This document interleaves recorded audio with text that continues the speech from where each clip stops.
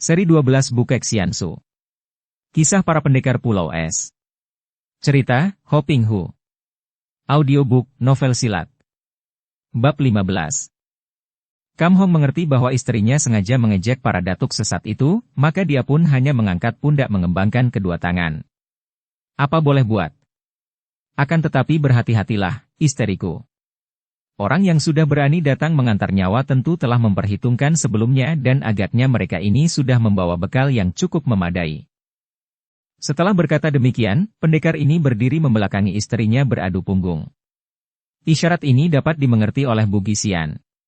Suaminya bersikap hati-hati dan karena lawan mereka bertiga, sedangkan mereka belum mengenal sampai di mana kepandaian mereka bertiga itu, suaminya minta agar ia berhati-hati dan saling jaga dengan berdiri saling membelakangi. Ia sudah mencabut sulingnya yang tadi terselip di pinggang dan memasang kuda-kuda dengan melintangkan suling di depan mulut, persis seperti orang yang hendak meniup suling.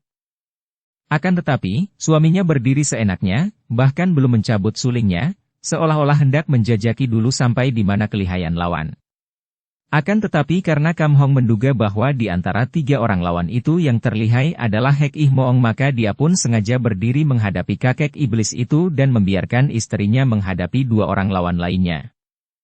Jaihua Xiao Kei Outeng sudah bernafsu sekali untuk dapat segera merobohkan wanita musuh besarnya itu, maka dia sudah memberi isyarat kepada muridnya untuk maju bersama mengeroyok wanita itu. Sedangkan Hek Ih Moong ketika melihat sikap Kam Hong yang demikian tenangnya, muncul kembali rasa gentar di hatinya. Memang benar bahwa dia sudah menguasai ilmu baru seperti Coan Kuci, jari penembus tulang, dan Tok Hweji, hawa api beracun, akan tetapi dia pun dapat menduga bahwa selama ini tentu Kam Hong juga memperdalam ilmunya. Baru tiupan sulingnya tadi saja sudah membuat dia dapat mengerti akan kelihayan lawan ini.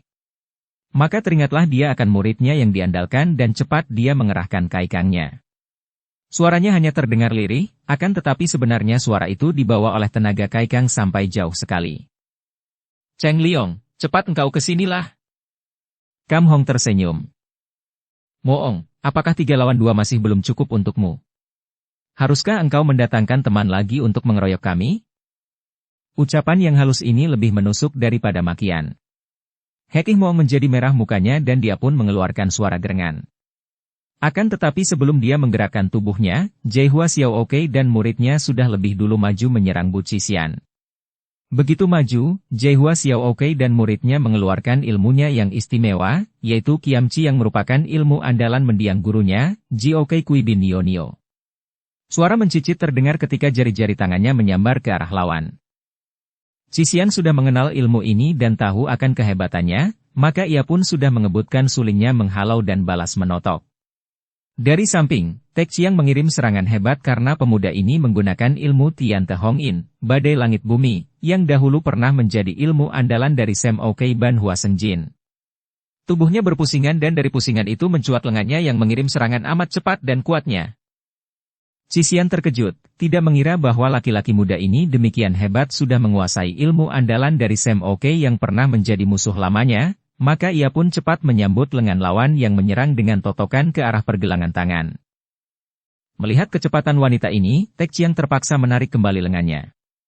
Dia tahu bahwa betapapun cepat serangannya tadi, kalau dilanjutkan, dia kalah cepat dan sebelum tangannya mengenai tubuh lawan, tentu pergelangan tangannya akan tercium ujung suling dan akibatnya tentu hebat. Sementara itu, Hek Ih Moong juga sudah menyerang Kam Hong. Karena maklum akan kelihayan pendekar itu, begitu menyerang Hek Ih Moong sudah mengeluarkan sepasang senjatanya, yaitu tombak Longgepang dan kipas merahnya. Dia tidak mau mencoba untuk menggunakan kekuatan sihirnya, maklum betapa kuatnya Sinkang dan Kaikang pendekar itu yang tidak akan dapat ditundukkan oleh kekuatan sihirnya. Maka dia pun sudah menyerang dengan hebat, menggunakan tombaknya menyerang dan kipas merahnya menyambar ke arah muka, mendahului tombak yang menusuk ke arah perut. Serangan ini amat hebatnya karena Hek Ih Moong tidak mau berlaku sungkan dan begitu menyerang telah mengerahkan seluruh tenaga sinkangnya. Tring! Trak! Hebat sekali cara Kam Hong mencabut suling dan mempergunakannya. Sekali bergerak, suling itu menangkis tombak dan kipas berturut-turut dan lawannya terdorong 2 langkah ke belakang. Hek Ih Moong terkejut, jelaslah bahwa selama ini Kam Hong telah melatih diri dan tenaga sinkangnya menjadi jauh lebih hebat daripada dahulu. Dia harus mengakui bahwa dia kalah kuat dalam mengadu tenaga sinkang. Yeay! Dia mengeluarkan bentakan aneh dan tangan kiri yang sudah menyimpan kipasnya itu kini menyambar ke depan dengan membentuk cakar yang mencengkeram ke arah ubun-ubun kepala. Gerakan itu sedemikian hebat dan cepatnya dan mengandung hawa yang menyeramkan, seperti digerakkan oleh tenaga mujizat. Itulah ilmu Coan Kuci yang selama itu dilatih secara tekun oleh kakek ini bersama muridnya. Entah sudah berapa banyak tengkorak yang menjadi bulan-bulan jari-jari tangannya ketika dia berlatih. Dan sebelum serangan dengan ilmu menyeramkan ini dilakukan, tombaknya juga sudah menyambar lebih dahulu ke arah lambung lawan. Kini Kam Hong terkejut bukan main. Dia tidak mengenal ilmu serangan aneh itu, akan tetapi dengan tenang dia menghantamkan lengan kirinya menyambut tombak, sambil mengerahkan sinkang sekuatnya. Karena pada saat itu Hek Ih Moong lebih mencurahkan tenaganya pada tangan kiri yang mencengkeram dengan ilmu Coan Kuci, maka pegangan pada tombaknya tidak begitu kuat, dan tombaknya itu pun tadi hanya menggertak saja, sedangkan serangan dipusatkan pada tangan kiri yang mencengkeram ke arah ubun-ubun itu. Karena itu, begitu kena dihantam oleh lengan kini Kam Hong, tombaknya terlepas dan terlempar jauh. Akan tetapi jari-jari tangan kirinya sudah menyambar ke arah kepala dengan kedahsyatan yang mengerikan. Akan hancurlah kepala itu kalau terkena cengkeraman itu.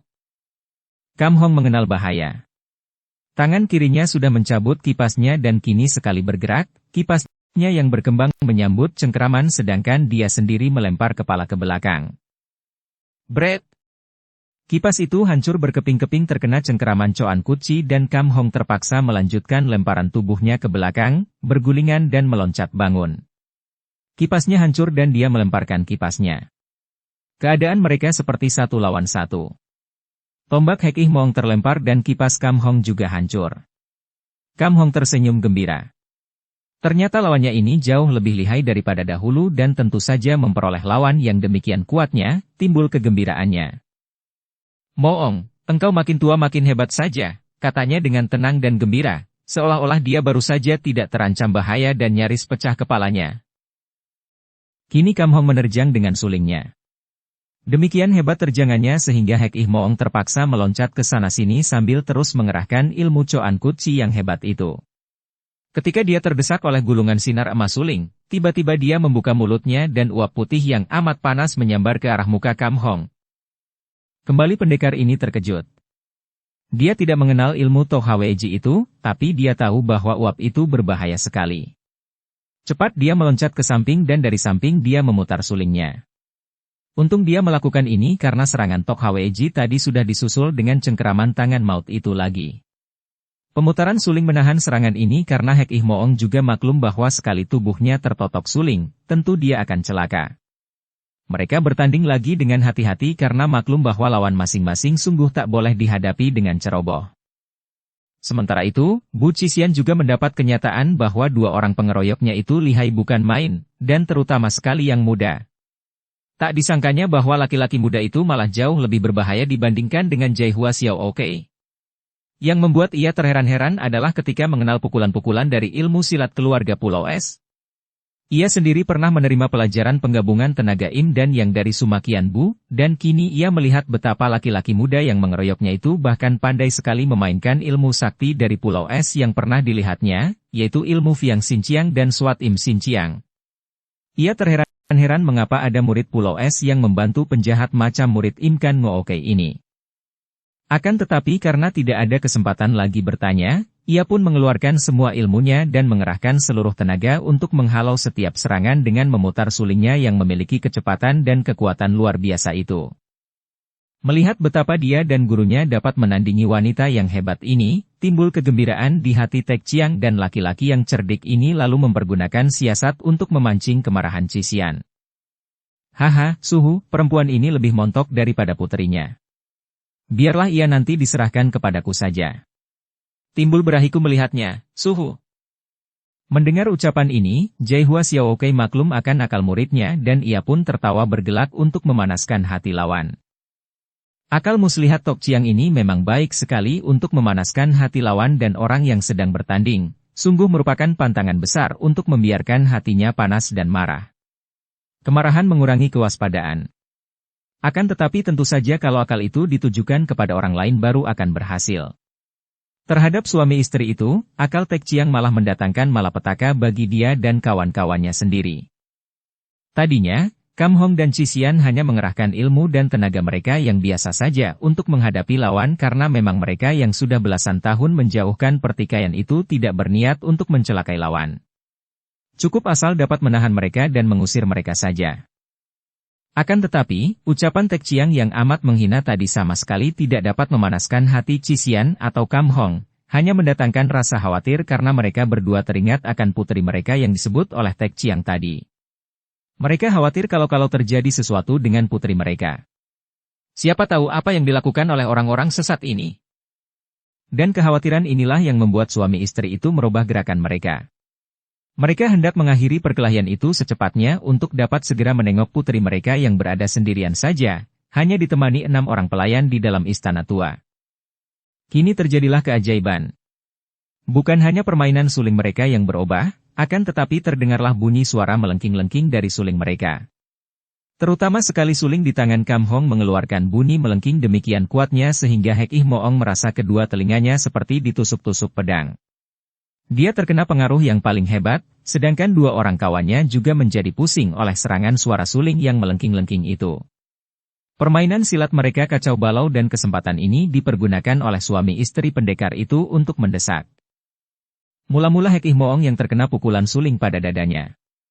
Tidak begitu keras, akan tetapi akibatnya, kakek ini muntah darah dan roboh, terus bergulingan sampai jauh.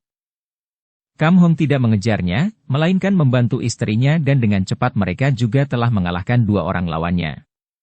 Suling di tangan Chi Xian berhasil menotok lambung Tek Chiang. Pemuda ini berteriak kesakitan dan terjengkang lalu bergulingan, sedangkan pundak Jaihua Xiao Oke juga terkena hantaman suling Kam Hong. Tulang pundaknya remuk dan dia pun terpelanting jauh. "Mari pulang," kata Kam Hong kepada istrinya dan tanpa memperdulikan 3 orang yang sudah terluka parah itu, suami istri ini mempergunakan ilmu lari cepat seperti terbang menuju ke istana tua tempat tinggal mereka. Mereka memasuki semua ruangan akan tetapi rumah besar itu kosong. Ketika mereka berlari-larian memasuki taman, mereka berseru kaget melihat tubuh ke-6 orang pelayan mereka malang melintang dalam keadaan tak bernyawa lagi. Akan tetapi seorang di antara mereka masih merintih. Cepat Kam Hong dan Chi Xian berlutut di dekat orang itu. Sekali pandang saja tahulah mereka bahwa orang ini pun tak mungkin tertolong lagi karena kepalanya retak. "Mana? Mana Nona?" tanya Chi Xian. Orang itu mengumpulkan kekuatan terakhir. "Nona. Nona. Dilarikan." Seorang di antara mereka, seorang pemuda, dia tidak dapat melanjutkan kata-katanya dan terkulai, tewas. Tentu saja suami istri pendekar itu terkejut bukan main. Mereka tidak tahu kemana putri mereka dilarikan orang dan siapa pula yang melarikannya. Bagaimana mereka akan dapat melakukan pengejaran? Iblis-iblis itu. Mereka tentu tahu kemana Bia Eng dilarikan, tiba-tiba Kam Hong berkata dan dia pun meloncat dan lari, diikuti istrinya. "Kulumatkan kepala orang-orang itu kalau anakku diganggu," teriak Bu Chi Xian yang teringat bahwa laki-laki pesolek setengah tua itu berjuluk Jaihua Xiao Oke, seorang penjahat pemerkosa wanita. Dengan kecepatan seperti terbang saja, suami istri pendekar perkasa itu lalu lari ke tempat di mana mereka merobohkan 3 orang lawan tadi.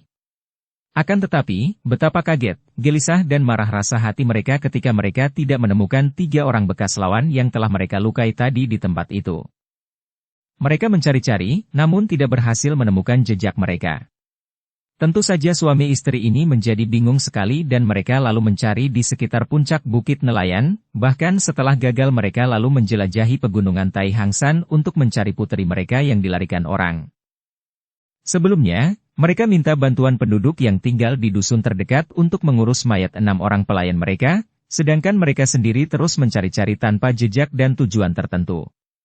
Selama belasan tahun hidup dalam keadaan aman dan tentram, baru sekaranglah suami istri pendekar itu mengalami bencana yang menggelisahkan hati mereka. Sementara itu, Bu Chi Xian juga mendapat kenyataan bahwa 2 orang pengeroyoknya itu lihai bukan main, dan terutama sekali yang muda. Tak disangkanya bahwa laki-laki muda itu malah jauh lebih berbahaya dibandingkan dengan Jaihua Xiao Oke.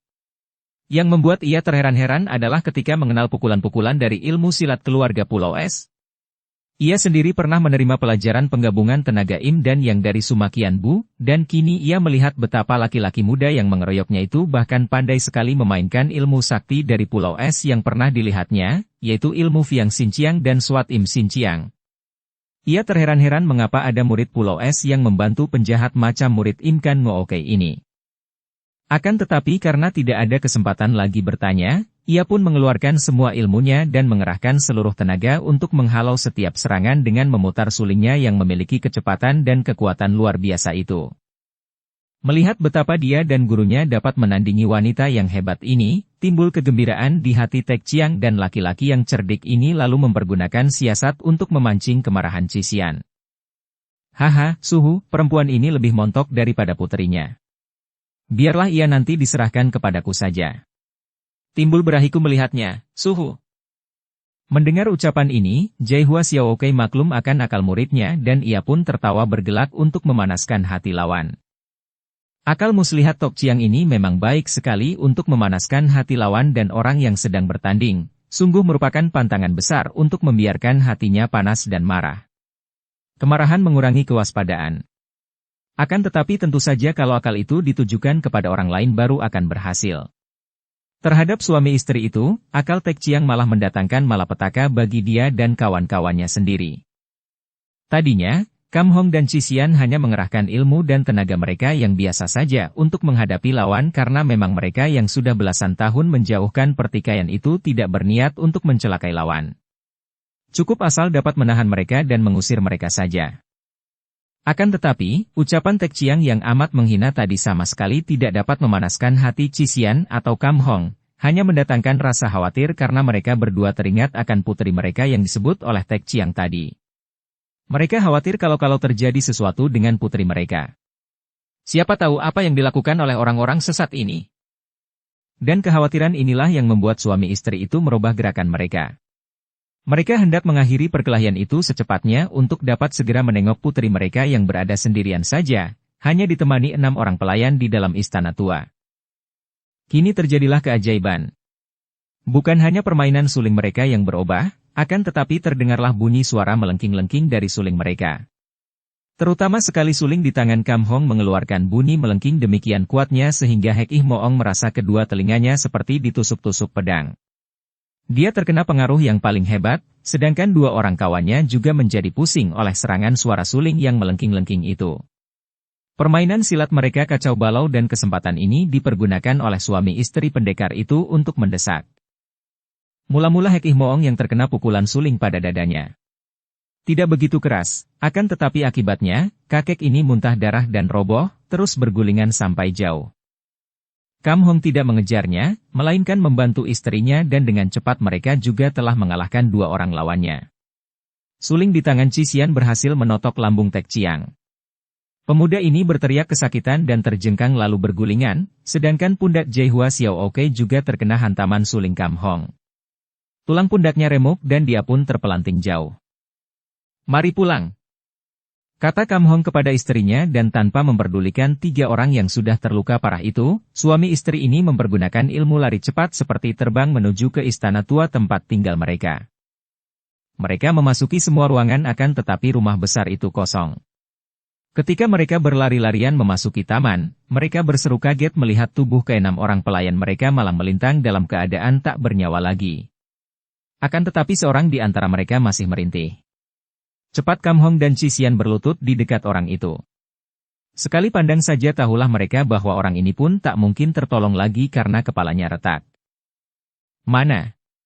Mana Nona? Tanya Cisian. Orang itu mengumpulkan kekuatan terakhir. Nona. Nona. Dilarikan. Seorang di antara mereka, seorang pemuda, dia tidak dapat melanjutkan kata-katanya dan terkulai, tewas. Tentu saja suami istri pendekar itu terkejut bukan main. Mereka tidak tahu kemana putri mereka dilarikan orang dan siapa pula yang melarikannya. Bagaimana mereka akan dapat melakukan pengejaran? Iblis-iblis itu. Mereka tentu tahu kemana dia yang dilarikan, tiba-tiba Kam Hong berkata dan dia pun meloncat dan lari, diikuti istrinya. Kulumatkan kepala orang-orang itu kalau anakku diganggu, teriak Bu Cisian yang teringat bahwa laki-laki pesolek setengah tua itu berjuluk Jaihua Xiao Oke, seorang penjahat pemerkosa wanita. Dengan kecepatan seperti terbang saja, suami istri pendekar perkasa itu lalu lari ke tempat di mana mereka merobohkan 3 orang lawan tadi. Akan tetapi, betapa kaget, gelisah dan marah rasa hati mereka ketika mereka tidak menemukan 3 orang bekas lawan yang telah mereka lukai tadi di tempat itu. Mereka mencari-cari, namun tidak berhasil menemukan jejak mereka. Tentu saja suami istri ini menjadi bingung sekali dan mereka lalu mencari di sekitar puncak Bukit Nelayan, bahkan setelah gagal mereka lalu menjelajahi pegunungan Tai Hang San untuk mencari putri mereka yang dilarikan orang. Sebelumnya, mereka minta bantuan penduduk yang tinggal di dusun terdekat untuk mengurus mayat 6 orang pelayan mereka, sedangkan mereka sendiri terus mencari-cari tanpa jejak dan tujuan tertentu. Selama belasan tahun hidup dalam keadaan aman dan tentram, baru sekaranglah suami istri pendekar itu mengalami bencana yang menggelisahkan hati mereka. Cheng Liong memang tidak pergi jauh. Setelah melihat betapa darah remaja yang lihai itu terpukul roboh oleh Tek Chiang yang mempergunakan siasat curang, hatinya merasa penasaran sekali. Hanya karena sungkan kepada gurunya maka dia tidak mau mencampuri perkelahian itu, akan tetapi hatinya berpihak sepenuhnya kepada gadis yang tidak berdosa itu dan diam-diam dia merasa tidak suka sekali kepada Tek Chiang yang dianggapnya tak tahu malu dan jahat. Maka begitu melihat nona itu terpukul roboh dan pingsan, dia lalu mendekati lalu menyambar tubuh darah itu, dipanggul dan dibawanya pergi. Dia tidak memperdulikan teguran Tek Chiang dan hanya berkata kepada gurunya bahwa dia hendak berusaha mengobati darah itu. Dia sudah memperhitungkan bahwa andai kata Tek Chiang menghalanginya, tentu dia akan menyerang murid Jaihua Xiao Oke itu dan menghajarnya. Akan tetapi, berkat kehadiran Hek Ih Moong, Tek Chiang dan gurunya tidak berani menghalanginya maka Cheng Liong cepat membawa tubuh yang pingsan itu menuruni lereng. Setelah tiba di tempat sunyi, dia menurunkan tubuh itu di bawah sebatang pohon. Dengan hati-hati dia merebahkan tubuh yang lunglai itu ke atas tanah dan memeriksanya sejenak. Dilihatnya wajah yang jelita itu pucat kehijauan, napasnya tinggal satu-satu dan detik jantungnya lemah, juga tubuhnya lunglai dan lemas tak berdaya sama sekali. Ketika dia membuka kelopak mata, ternyata mata itu kehilangan cahayanya. Baju di pundak kanan nona itu hancur dan kulit pundak kanan nampak matang biru kehijauan. Agaknya pukulan ampuh dari Tek Chiang tadi mengenai pundak kanan ini. Ketika disentuhnya pundak itu, Cheng Liong merasa betapa bagian itu amat dinginnya, seperti ada esnya di bawah kulit. Kiranya pukulan ampuh itu mengandung hawa dingin, pikirnya.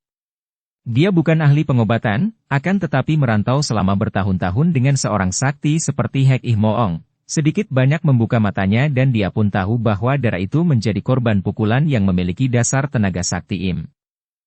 Maka dia pun lalu meletakkan telapak tangannya pada pundak dan perut darah itu, kemudian perlahan-lahan dia mengerahkan tenaga panas Fiang Sinkang disalurkan melalui kedua telapak tangannya. Tangan yang menempel di pundak berusaha untuk mengusir hawa dingin yang meracuni tubuh nona itu, sedangkan yang menempel di perut dimaksudkan untuk mengalirkan sinkangnya ke dalam pusar nona itu untuk membantu nona itu membangkitkan kembali sinkangnya. Dengan hati-hati dan penuh ketekunan Cheng Liong menyalurkan sinkangnya yang panas, dan tiba-tiba nona itu mengeluarkan suara rintihan. Giranglah hatinya ketika melihat betapa tubuh itu mulai dapat bergerak dan pernapasannya mulai kuat, juga telapak tangannya merasa betapa detak jantung nona itu tidak selemah tadi. Akan tetapi, yang membuat dia terkejut dan gelisah adalah ketika melihat bahwa warna kehijauan pada wajah darah remaja itu menjadi semakin gelap. Pemuda remaja ini sama sekali tidak tahu bahwa Fiang Sinkang yang disalurkan pada tubuh darah itu memang benar mampu mengusir hawa dingin dari pukulan Hao Amokang, akan tetapi sama sekali tidak mampu mengeluarkan racun yang terkandung dalam hawa dingin itu. Maka, nona itu hanya terbebas dari rasa nyeri saja, akan tetapi tidak terbebas dari racun yang kini ditinggalkan hawa dingin dan mulai meracuni jalan darahnya. Betapapun juga, ada rasa girang di hati Cheng Liong ketika melihat nona itu membuka kedua matanya. Sesaat dua pasang mata itu bertemu dan bertaut. Nona itu kelihatan terkejut dan hendak meronta, akan tetapi ketika merasa betapa ada hawa panas memasuki tubuhnya dari pundak dan perut, putri suami istri pendekar sakti ini pun mengerti bahwa pemuda yang duduk bersila di dekatnya ini sedang berusaha mengobatinya. Maka ia pun diam saja, bahkan ia lalu menerima hawa panas yang memasuki perutnya itu dan mencoba untuk membangkitkan hawa sinkangnya sendiri dari dalam tiantan, pusar. Akan tetapi, begitu ia mencoba mengerahkan sinkang, ia merasakan kenyerian hebat di perutnya dan ia pun mengeluh. Aduh! Mendengar keluhan ini dan mendengar pula perut darah itu mengeluarkan bunyi berkeruyuk, Cheng Liong terkejut dan melepaskan kedua tangannya, lalu bangkit sambil membantu nona itu bangkit duduk. Bagaimana? Sakitkah rasanya? Mana yang sakit? Tanyanya dengan wajah khawatir. Bieng adalah seorang darah lincah dan tabah. Ia segera teringat bahwa mengeluh merupakan suatu kecengengan dan tidak pantas bagi seorang gagah, maka sambil menggigit bibir menahan rasa nyeri yang mengaduk perutnya, ia menggeleng kepala. Tidak sangat nyeri. Bukankah engkau yang datang bersama iblis-iblis itu? Cheng Liong menarik napas panjang dan menundukkan mukanya sebentar, lalu diangkatnya lagi memandang wajah yang masih kehijauan itu. Benar, aku adalah... murid Hei Moong. Wajah yang gelap kehijauan itu nampak kaget.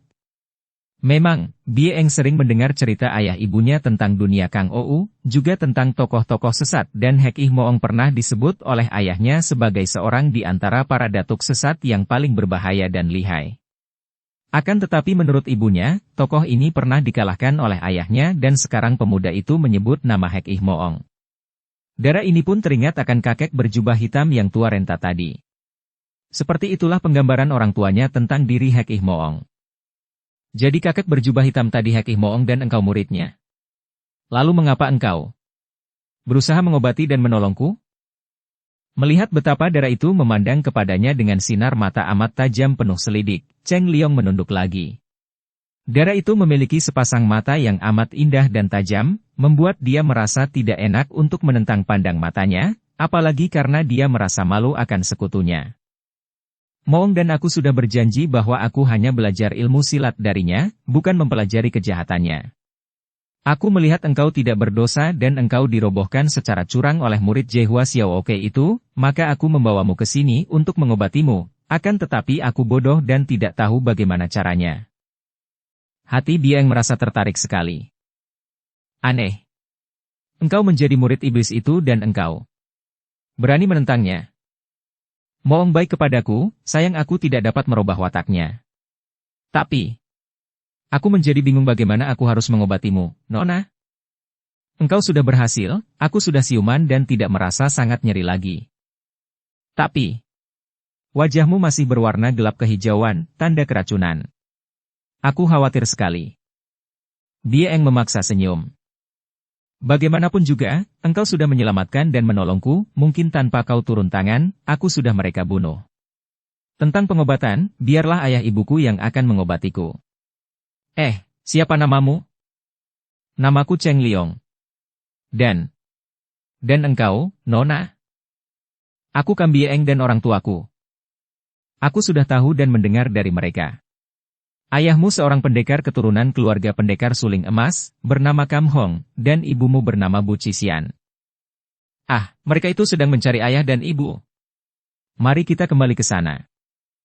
Darah remaja itu bangkit berdiri, akan tetapi ia segera memegangi kepalanya dan memejamkan matanya, terhuyung-huyung sehingga terpaksa Cheng Liong menangkap lengannya agar darah itu tidak sampai jatuh.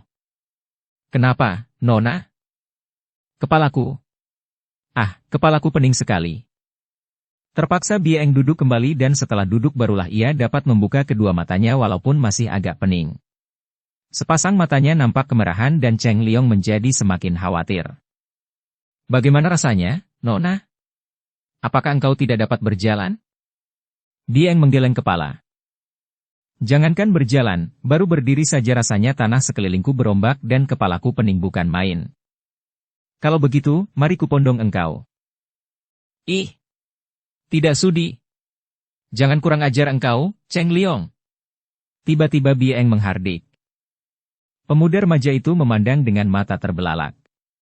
Selama ini sudah beberapa kali dia bertemu anak perempuan dan selalu sikap mereka itu aneh-aneh. Agaknya nona ini pun tidak terkecuali, baru bertemu sudah membuat dia bingung karena wataknya yang aneh. Apa salahnya? Bukankah ketika membawamu ke sini aku pun memanggulmu, Nona? Apanya yang kurang ajar? Dia membantah penasaran. Agaknya Bieng menyadari bahwa dengan tergesa-gesa ia telah menuduh orang. Ia teringat betapa Cheng Liong telah berusaha mengobatinya dan sedikit pun tidak memperlihatkan tanda-tanda atau sikap kurang ajar. Ia pun tersenyum. Maafkan, Cheng Liong, dan jangan engkau menyebut nona-nonaan segala kepadaku. Namaku Bieng, lupakah engkau? Cheng Liong semakin heran. Dara ini sikapnya berubah-ubah seperti angin di musim hujan. Akan tetapi dia tidak membantah dan mengangguk. Baiklah, Bieng. Bagaimana sekarang baiknya? Engkau harus cepat diobati oleh ahli dan kalau orang tuamu dapat mengobatimu, itu baik sekali.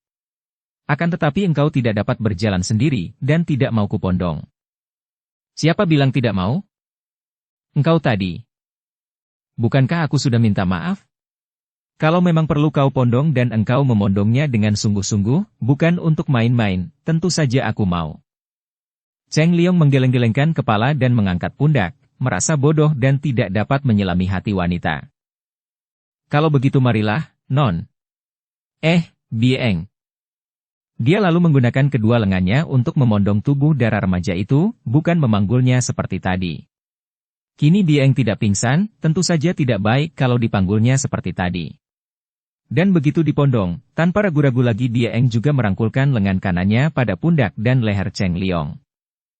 Tidakkah terlalu berat, Cheng Liong? Tanya Bieng, tidak enak hati karena ia merasa mengganggu pemuda itu. Engkau? Berat? Tidak, engkau ringan sekali, Bieng. 10 kali beratmu pun aku masih mampu mengangkatnya. Jangan sombong. Kalau saja aku tidak keracunan dan dapat mengerahkan sinkang, hendak kulihat apakah engkau akan mampu memondongku. Tiba-tiba Cheng Liong menghentikan langkahnya ketika melihat 3 orang sekutunya berlari turun dari puncak dan wajah mereka nampak pucat.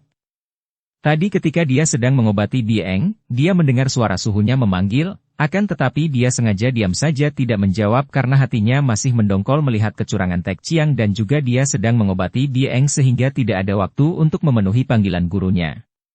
Kini dia melihat mereka turun dan melihat gelagatnya, mereka bertiga itu sedang menderita luka. Memang demikianlah. 3 orang itu, Hek Ih Moong, Jaihua Xiaooke dan Lou Tek Chiang melarikan diri dari puncak dalam keadaan menderita luka oleh pukulan-pukulan suling suami istri yang sakti itu. Begitu melihat nona yang dirobohkannya itu dipondong dengan amat mesranya oleh Cheng Liong, Tek Chiang menjadi marah sekali. Dia yang merobohkan, pemuda ingusan itu yang menikmati hasilnya sedangkan dia dan gurunya terluka oleh orang tua gadis itu.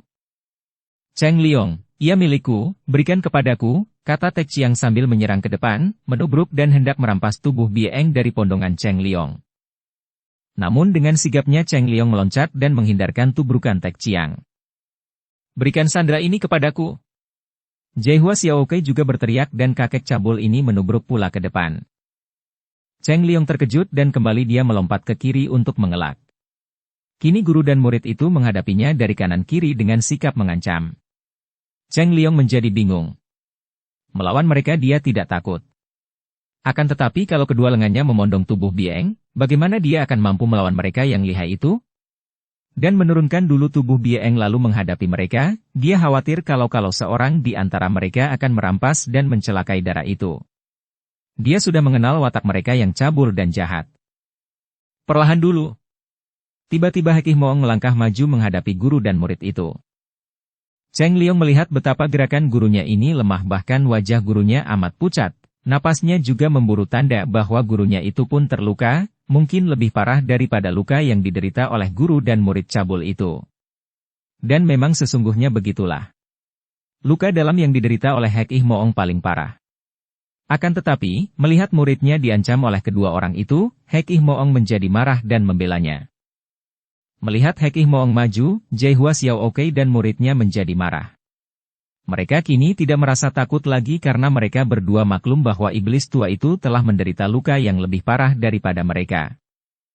Moong, sandera ini harus kutawan untuk memaksa ibunya tunduk kepadaku, katanya. Aku yang tadi merobohkannya, maka akulah yang berhak memilikinya, kata pula Tek Chiang.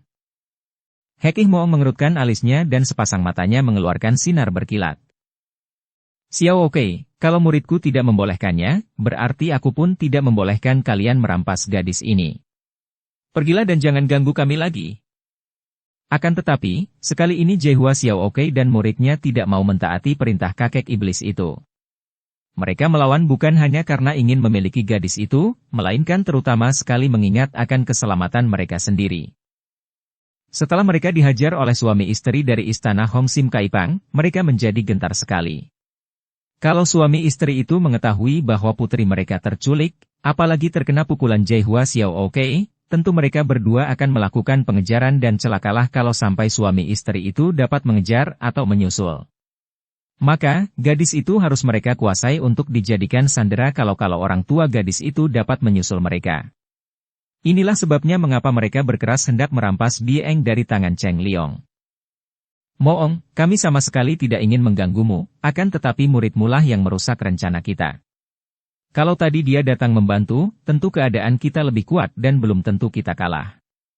Dan sekarang gadis itu dirobohkan oleh muridku, maka kami berdualah yang berhak memilikinya.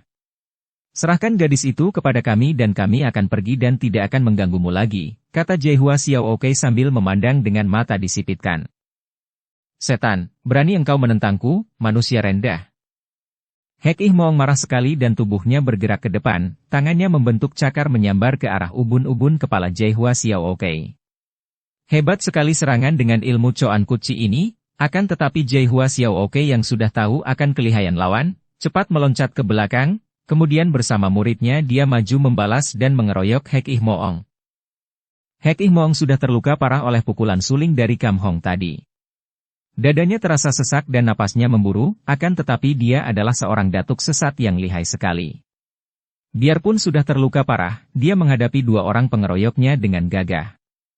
Apalagi keadaan Jehua Xiaoke dan muridnya juga sudah terluka, walaupun tidak separah luka yang diderita Hek Ih Moong namun setidaknya mengurangi kekuatan mereka. Karena dikeroyok dua, Hek Ih Moong terkena pukulan Jehua Xiaoke yang menggunakan ilmu Kiamci. Jari tangan yang tajam seperti pedang itu menyerempet lambungnya, merobek baju dan kulit lambung sehingga mengeluarkan darah dan pada saat itu juga, hantaman tangan Tek Chiang yang disertai tenaga Fiang Xinjiang mengenai punggung kakek iblis itu. Duh! Hek Ih Moong terpelanting roboh. Melihat ini, giranglah hati Jehua Xiaoke. Kakek iblis ini harus ditewaskan dulu, baru dengan mudah akan dapat mereka hadapi muridnya dan merampas gadis itu. Dia pun menubruk ke bawah, hendak menghabisi nyawa Hek Ih Moong dengan Kiamci. Akan tetapi, pada saat itu, tiba-tiba saja Hek Ih Moong mengeluarkan bentakan nyaring sekali. Diam kau! Dibentak dengan kekuatan sihir ini, seketika Jehua Xiaoke terdiam dan tubuhnya seperti menjadi kaku. Pengaruh bentakan itu hebat sekali dan biarpun hanya beberapa detik dia berhenti, sudah cukup bagi Hek Ih Moong untuk melontarkan serangannya. Jari tangan kirinya mencengkeram, terdengar suara berbeletokan ketika jari-jari tangan itu terhunjam ke dalam kepala Jehua Xiaoke dan penjahat cabul ini menjerit mengerikan, tubuhnya terjengkang roboh dan dari kepala yang berlubang-lubang itu mengalir keluar darah bercampur otak. Melihat ini, wajah Tek Chiang menjadi pucat sekali, matanya terbelalak dan tanpa menoleh lagi ke arah mayat gurunya, pemuda pengecut ini pun sudah meloncat jauh dan melarikan diri tunggang langgang. Hek Ih Moong bangkit berdiri, terhuyung-huyung dan dari mulutnya dia muntahkan darah segar. Kiranya tenaga yang diperas dalam perkelahian itu, apalagi pukulan-pukulan lawan, membuat luka yang dideritanya semakin parah. Dia pun cepat menjatuhkan dirinya duduk bersila dan mengatur pernapasan. Cheng Liong menurunkan tubuh Bieng. Setelah Jehua Xiaoke tewas dan kini tinggal Tek Chiang yang juga sudah melarikan diri, dia tidak khawatir lagi menurunkan darah itu. Andai kata Tek Chiang datang lagi, dia dapat menghadapinya tanpa mengkhawatirkan keadaan Bieng. Kemudian Cheng Liong menghampiri gurunya yang duduk mengatur pernapasan. Tadi dia tidak membantu Hek Ih Moong karena melihat bahwa gurunya belum perlu dibantu. Ketika gurunya terjatuh, dia pun sudah tahu bahwa jatuhnya kakek itu setengah disengaja untuk memancing lawan dan ternyata akalnya itu berhasil. Akan tetapi dia pun tahu bahwa luka di dalam tubuh gurunya semakin hebat. Tanpa mengeluarkan sepatah kata pun, Cheng Liong bersila di depan gurunya, menempelkan kedua tangannya di dada dan pundak, lalu dia pun mengerahkan sinkangnya untuk membantu gurunya. Ketika Hek Ih Moong merasa ada saluran hawa panas memasuki tubuhnya, dia membuka matanya dan melihat betapa muridnya yang membantunya, dia pun tersenyum lebar dengan wajah berseri gembira. Hehe, manusia macam Outeng itu berani melawan aku?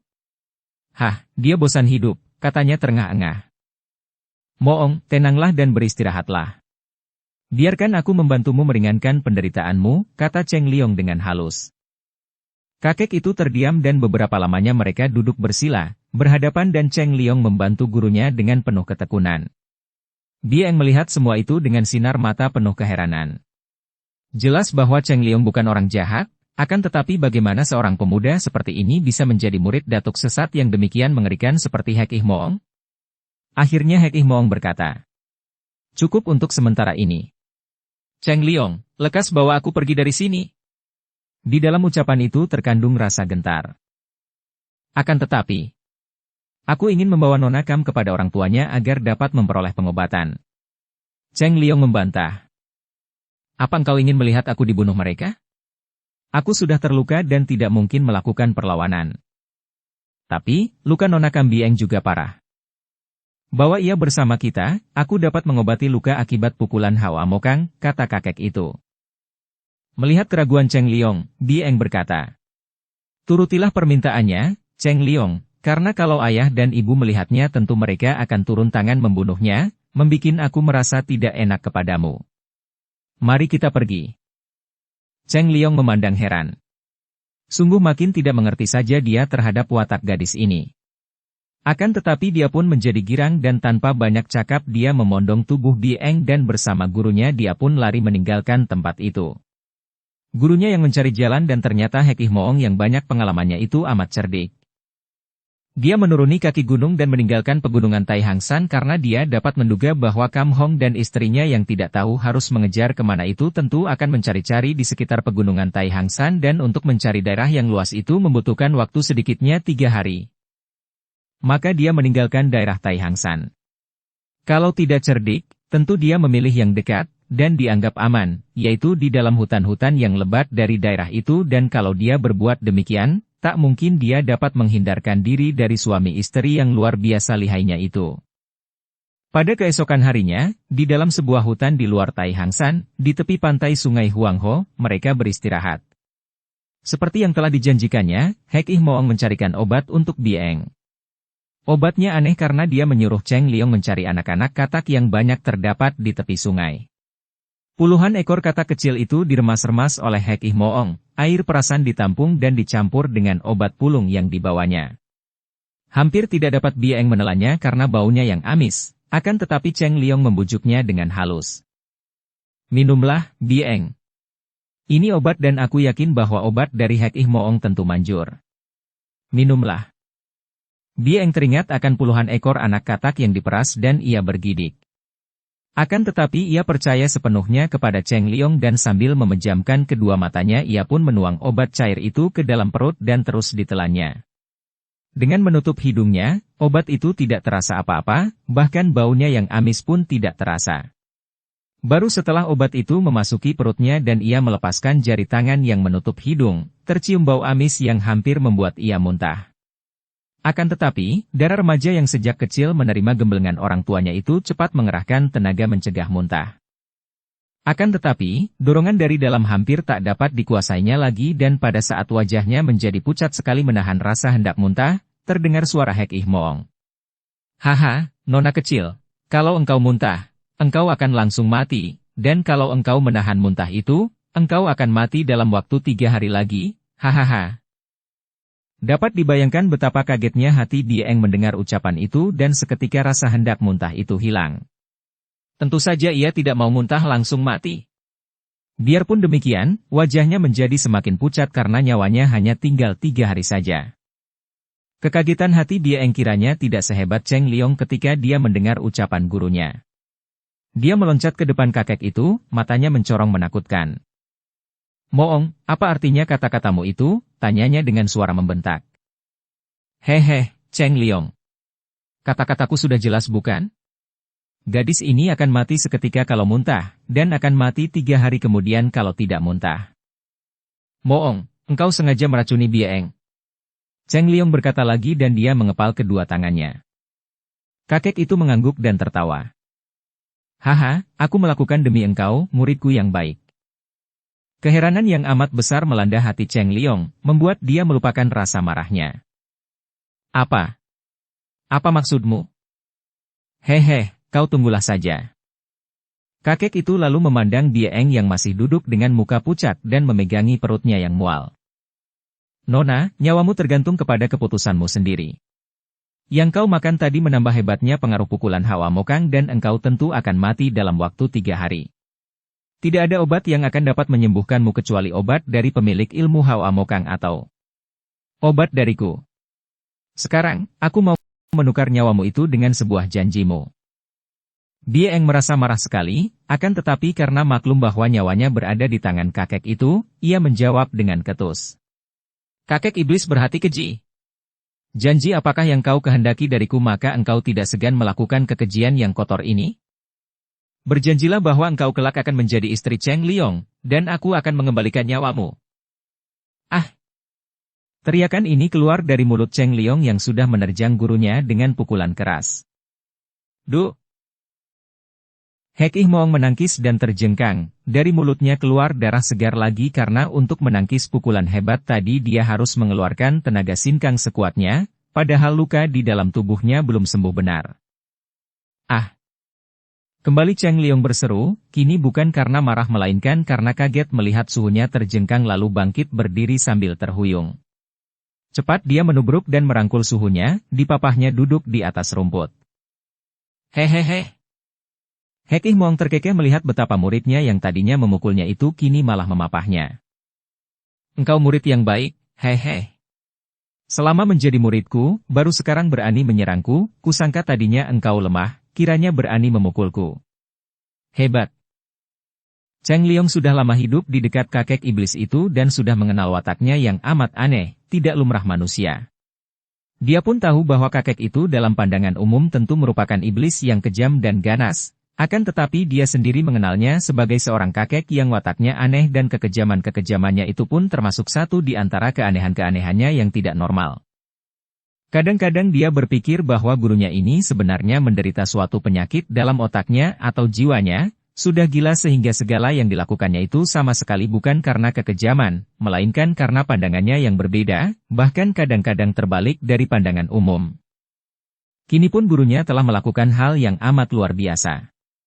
Guru ini dapat tertawa bergelak kesenangan melihat muridnya berani melawan dan memukulnya.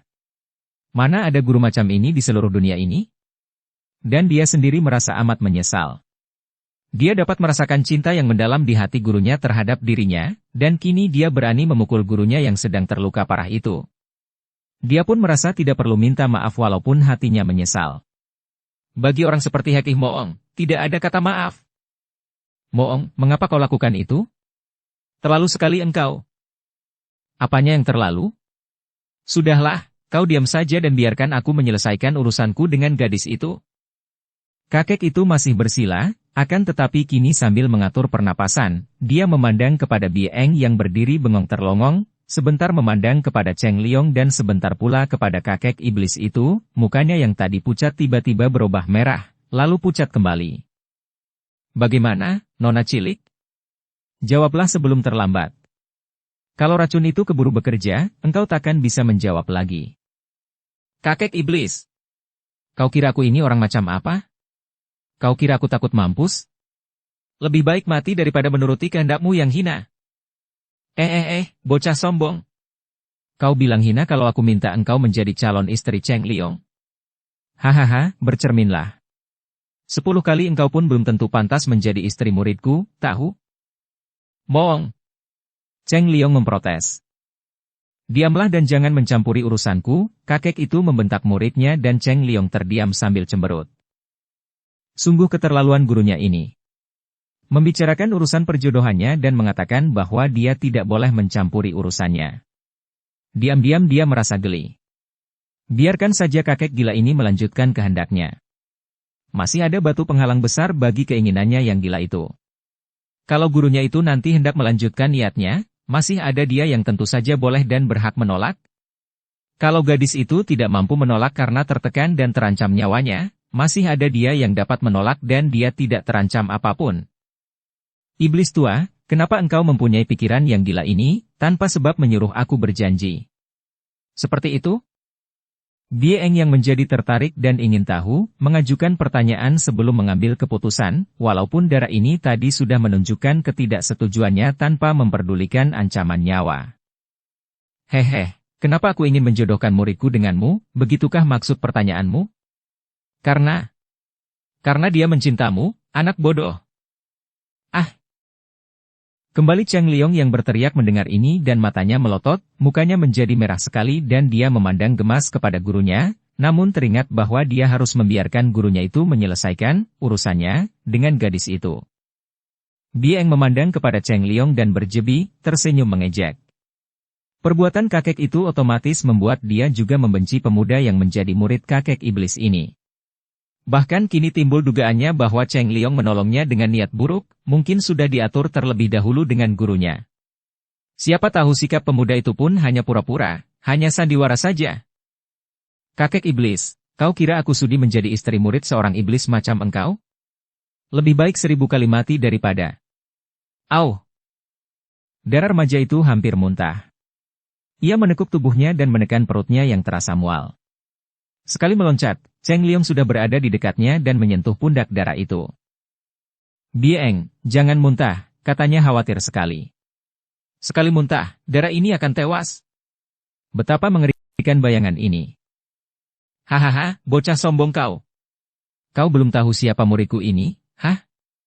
Dia adalah Suma Cheng Liong, cucu pendekar super sakti majikan Pulau Es, dan kau bilang 1000 kali lebih baik mati daripada menjadi istrinya. Moong! Cheng Liong meloncat dan kembali dia memukul ke arah gurunya karena tidak dapat menahan kemarahan hatinya. Gurunya ini sungguh amat menghina Bieng dan seolah-olah memaksa gadis itu agar mau berjanji menjadi istrinya. Des! Dalam keadaan bersila itu, Hek Ih Moong menangkis hantaman muridnya yang tertuju ke arah kepalanya dan tubuhnya terlempar dan bergulingan. Ketika dia bangkit duduk, dia tertawa-tawa sambil muntahkan darah segar lagi. Ah! Cheng Liong terkejut dan cepat menghampiri, berlutut dan membantu pernapasan gurunya dengan saluran sinkang dari telapak tangannya. Hehehe. Hek Ih Moong merangkulnya penuh kasih sayang. Tahukah engkau bahwa baru ini engkau memukulku? Semua terjadi karena engkau mencinta gadis itu, tahukah engkau? Cheng Liong terkejut bukan main. Memang aneh. Dia merasa berhutang budi kepada kakek ini, bahkan tanpa disadarinya, dia merasa sayang kepadanya. Dan memang benarlah, dia menyerang gurunya sampai 2 kali karena kemarahan melihat gurunya menghina Bieng. Tapi, Moong, kenapa kau lakukan ini? Kenapa? Wah! Mendengar suara muntah ini, Cheng Liong menoleh dan dapat dibayangkan betapa kagetnya melihat Bieng tak dapat menahan lagi muntahnya, dan sudah mulai hendak muntah.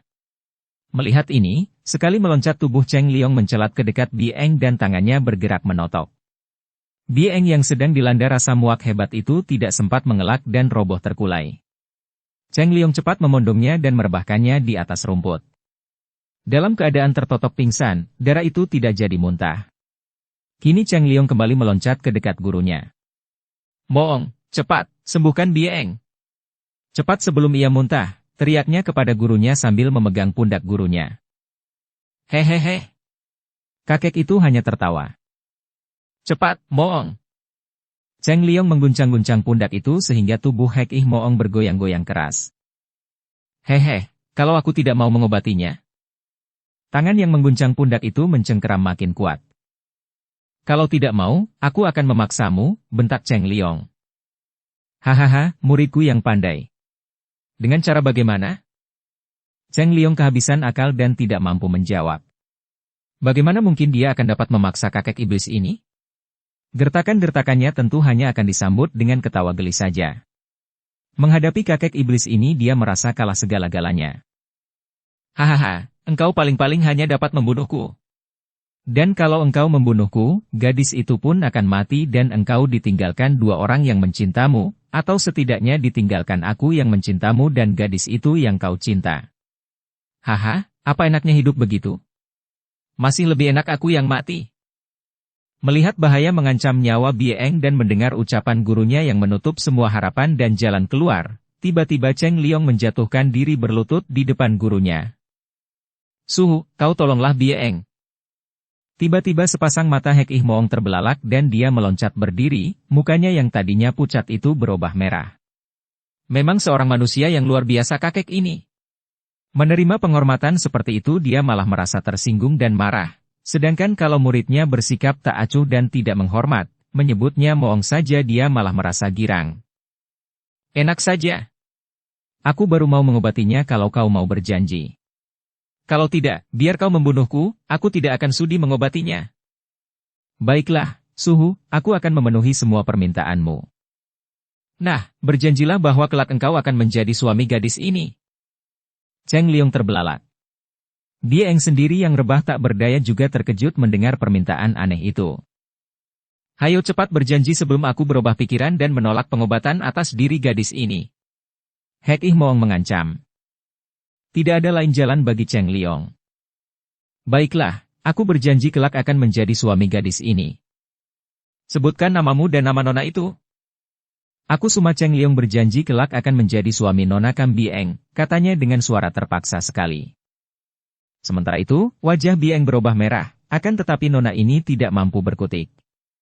Kalau ia bisa berkutik, tentu ia akan mengamuk dan menyerang guru dan murid itu kalang kabut. Akan tetapi ada keheranan besar di dalam hatinya, keheranan yang muncul ketika ia mendengar bahwa Cheng Liong Shi Suma dan cucu pendekar super sakti majikan Pulau Es. Benarkah itu? Menurut penuturan ayahnya, pendekar super sakti adalah seorang pendekar yang amat tinggi ilmunya, seorang pendekar terkenal yang memiliki keluarga hebat terdiri dari pendekar-pendekar budiman. Mengapa kini cucu pendekar itu malah menjadi murid seorang datuk sesat macam Hek Ih Moong? Benar-benar ia tidak mengerti sama sekali. Hahaha, bagus, bagus. Ingat, seorang gagah harus memegang teguh janjinya sampai mati, kata kakek itu dengan girang bukan main. Suhu. Heh. Apakah engkau sudah lupa bahwa aku ini Hek Ih Moong dan tidak menyebutku Moong lagi? Tidak, engkau adalah guruku dan sudah sepatutnya kusebut Suhu. Nah, Suhu, sekarang cepatlah obati Bieng agar sembuh dan tidak terancam nyawanya. Hahaha, siapa yang mengancam nyawanya? Ia sudah sembuh kalau engkau tidak usil tadi. Bebaskan totokan itu dan biarkan ia muntah-muntah, tentu sembuh. Cheng Liong melongo. Jadi apa? Yang kuminumkan tadi memang obatnya, dan memang wajar kalau ia mau muntah karena racun itu sudah terkumpul dan tersedot oleh obat, kini tinggal muntahkan saja dan sembuh. Cheng Liong tertegun. Kiranya kakek ini tidaklah sekejam yang disangkanya. Sama sekali kakek ini bukan hendak mencelakai Bieng. Dia percaya sepenuhnya dan cepat dia menotok tubuh Bieng sehingga gadis itu dapat bergerak kembali. Begitu bangkit duduk, Bieng muntah-muntah. Dan yang dimuntahkan adalah gumpalan-gumpalan darah hitam. Cheng Liong mendekatinya, berlutut dan menekan-nekan tengkuk dan mengelus punggung gadis itu untuk membantunya mengeluarkan semua racun dari dalam tubuhnya. Mula-mula Bieng yang dirangsang muntah itu membiarkan saja, akan tetapi setelah ia berhenti muntah-muntah, ia menepiskan tangan Cheng Liong, meloncat bangun berdiri dengan sinar mata galak. Ia merasa kepalanya agak pening dan tubuhnya gemetar, wajah dan lehernya penuh keringat, akan tetapi dalam tubuhnya terasa ringan dan enak. Ia benar-benar telah sembuh. Dengan pikiran tidak karuan, bercampur aduk antara rasa girang dan marah, terima kasih dan dendam, ia memandang kepada guru dan murid itu, kehabisan akal harus bicara apa dan bertindak bagaimana. Mereka telah menghinanya, menipunya, akan tetapi juga telah menyelamatkan nyawanya. Apa yang harus dilakukannya untuk mengimbangi semua perbuatan mereka? Mendadak ia memejamkan matanya karena rasa pusing membuat pandangan matanya berputar melihat segala di sekelilingnya. Calon mantuku, engkau baru saja terbebas dari serangan racun yang amat berbahaya. Duduklah dan bersilalah menghimpun hawa murni. Kata Hek Ih Moong dan seperti mimpi Bieng duduk bersila dan ia memejamkan mata, menaati perintah itu karena sebagai putri seorang pendekar sakti ia pun tahu bahwa nasihat itu amat tepat baginya. Begitu bersila dan mengatur pernapasan, tubuhnya terasa amat enak dan nyaman. Akan tetapi pikirannya tidak mau diam, melayang-layang tidak karuan. Penyebab kacaunya pikiran itu adalah ingatan tentang keadaan Cheng Liong seperti yang dikatakan oleh kakek iblis itu tadi. Cucu pendekar super sakti majikan Pulau Es. Hal inilah yang mengganggu pikirannya. Pada saat itu terdengar bentakan orang. Hekih Moong, akhirnya aku dapat juga menemukanmu setelah mencari bertahun-tahun lamanya. Hekih Moong saat itu sudah duduk bersila dan mengatur pernapasannya. Dia telah menderita luka yang cukup berat. Pukulan yang diterimanya dari mendiang Jai Hua Xiao Oke membuat luka dalam yang dideritanya ketika dia melawan pendekar suling emas Kam Hong makin menghebat dan dalam keadaan luka parah sekali itu dia masih mengadu tenaga dengan muridnya sendiri. Kalau bukan Hekih Moong yang memiliki ilmu kepandaian tinggi sekali, tentu dia sudah roboh dan tewas oleh pukulan sakti yang melandanya bertubi-tubi itu. Maka ketika terdengar bentakan itu, walaupun telinganya dapat menangkapnya, dia masih saja duduk bersila dengan mata terpejam dan dia sibuk mengatur pernapasan. Juga Bieng masih duduk bersila dan mengatur pernapasan mengusir kepeningan kepalanya. Tinggal Cheng Liong seorang yang begitu mendengar bentakan ini lalu membalikkan tubuh menghadapi orang yang baru datang itu. Ternyata yang muncul itu seorang pemuda yang usianya antara 19 atau 20 tahun. Seorang pemuda bertubuh jangkung, dengan punggung agak bongkok, pakaiannya sederhana dan sikapnya juga sederhana seperti orang biasa. Akan tetapi sepasang mata yang mencorong itu, dan wajah yang mengandung bayangan dendam penuh kebencian, membuat Cheng Liong cukup waspada karena dia dapat menduga bahwa orang ini datang bukan dengan niat hati yang baik. Dengan penuh perhatian dia mengamati wajah pemuda itu karena dia merasa seperti pernah mengenal wajah ini, akan tetapi telah lupa lagi kapan dan di mana. Pemuda itu agaknya tidak memperhatikan Cheng Liong karena pandang matanya ditujukan terus kepada Hekih Moong yang masih duduk bersila. Kemudian, dengan sikap perlahan dan tenang namun penuh ketegasan, dia melolos pedang dari balik jubahnya dan terkejutlah Cheng Liong ketika dia mengenal sebatang pedang pusaka yang ampuh. Pedang itu mengeluarkan sinar berkilat ketika dicabut dan tahulah dia bahwa pedang itu bukan pedang sembarangan, melainkan sebatang pedang yang terbuat dari bahan yang amat baik dan ampuh. Hekih Moong, jangan berpura-pura tidak tahu. Bangkitlah dan lunasi hutangmu. Pemuda itu membentak dan dengan langkah perlahan dia menghampiri Hekih Moong yang masih duduk bersila tanpa membuka kedua matanya. Perlahan dulu, sobat. Tiba-tiba Cheng Liong berseru dan sekali menggerakkan kedua kakinya, tubuhnya sudah mencelat ke depan pemuda berpedang itu dan dia bertolak pinggang menghadang. Mau apa engkau datang menghampiri guruku dengan menghunus pedang? Pemuda itu tertegun, mengamati wajah Cheng Liong dan akhirnya dia berkata setelah menarik napas panjang. Ai, jadi engkau ini murid Hekih Moong, bocah setan itu? Bagus, membasmi pohon beracun harus dengan akar-akarnya agar tidak tumbuh lagi. Cheng Liong mengerutkan alisnya dan kini dia melihat sesuatu yang menggugah ingatannya. Tahi lalat di ujung bawah telinga kiri itu. Terbayanglah dia ketika anak laki-laki berusia 13 tahunan itu memondong jenazah yang Ih Chin Jin yang tewas di tangan Hekih Moong. Pandang mata anak laki-laki itu yang penuh dendam kebencian kepada Hekih Moong. Ah, kiranya engkau murid mendiang yang Ih Chin Jin. Pemuda itu tersenyum. Dan engkau murid Hekih Moong yang memiliki ingatan baik sekali. Memang, aku Po Kui Lok, murid Suhu yang dahulu membawa pergi jenazah Suhu ketika Suhu terbunuh oleh gurumu. Dan sekarang tiba saatnya bagiku untuk membalas dendam yang bertumpuk-tumpuk. Cheng Liong melihat betapa sikap pemuda ini gagah dan tidak kelihatan jahat. Dia pun teringat kepada mendiang yang Ih Chin Jin yang juga lebih pantas menjadi seorang pendekar daripada seorang sesat, walaupun pada waktu itu yang Ih Chin Jin agaknya ikut pula bersekutu dengan para pemberontak. Dia pun menarik napas panjang. Po Kui Lok, urusan antara guruku dan gurumu dahulu itu adalah urusan pribadi. Tentu engkau pada waktu itu mengetahui juga bahwa yang menyerang lebih dahulu adalah gurumu dan mereka lalu berkelahi secara adil. Kalau seorang di antara mereka kalah dan tewas, bukankah hal itu wajar saja? Urusan di antara mereka, kenapa engkau harus mencampurinya? Diam-diam Po Kui Lok tertegun mendengar ucapan ini. Sama sekali tidak disangkanya bahwa murid seorang iblis seperti Hekih Moong itu mempunyai pandangan seperti itu. Maka, kemarahannya terhadap Cheng Liong sebagai murid Hekih Moong mereda dan suaranya pun terdengar lembut. Orang muda, urusan antara aku dan gurumu juga urusan pribadi. Engkau tidak tahu berapa banyak hutang gurumu kepadaku. Dia pernah membunuh mendiang kakek guruku yang bernama Tian Teng Losu, kemudian membunuh paman guruku yang Heng Chin Jin dan memperkosa istrinya.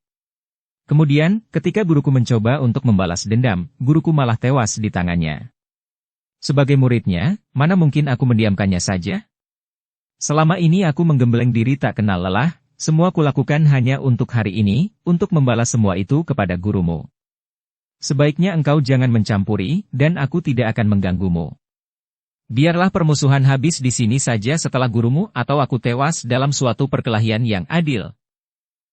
Sikap Pou Kui Lok gagah sekali dan diam-diam Cheng Liong merasa menyesal mengapa dia harus berdiri di situ sebagai murid Hek Ih Moong, sehingga dia terpaksa terlibat dalam urusan permusuhan pribadi yang tidak menyenangkan itu, karena bagaimanapun juga dia dapat merasakan bahwa permusuhan itu diawali oleh perbuatan gurunya yang tidak benar. Pou Kui Lok, adalah hakmu untuk menuntut balas kematian gurumu. Aku tidak akan mencampuri urusan permusuhan pribadi, akan tetapi pada saat ini Hek Ih Moong sedang dalam keadaan sakit, maka aku akan melarangmu kalau engkau hendak menyerangnya. Aku terpaksa mencampuri karena melihat ketidakadilan. Hohoho, siapa bilang aku sakit? Haha, kalau hanya murid yang Ichin-jin, jangankan hanya seorang, biar ada 10 orang aku masih sanggup untuk membunuhnya satu demi satu. Tiba-tiba Hek Ih Moong bangkit berdiri dan tertawa-tawa dengan sikap mengejek. Suhu. Cheng Liong berseru kaget dan juga marah karena dia tahu bahwa suhunya hanya berpura-pura saja karena sebenarnya suhunya terluka parah dan tidak mungkin dapat menghadapi lawan tangguh. Hehe, Cheng Liong. Sejak kapan gurumu ini gentar menghadapi ancaman musuh? Jangan kau turut campur, biar kuhabiskan riwayat bocah sombong itu. Mendengar ini, Pou Kui Lok menjadi marah. Kalau tadinya dia merasa agak ragu-ragu mendengar bahwa musuh besarnya berada dalam keadaan sakit, kini mendengar ucapan dan tantangan Hek Ih Moong, tentu saja dia merasa lega.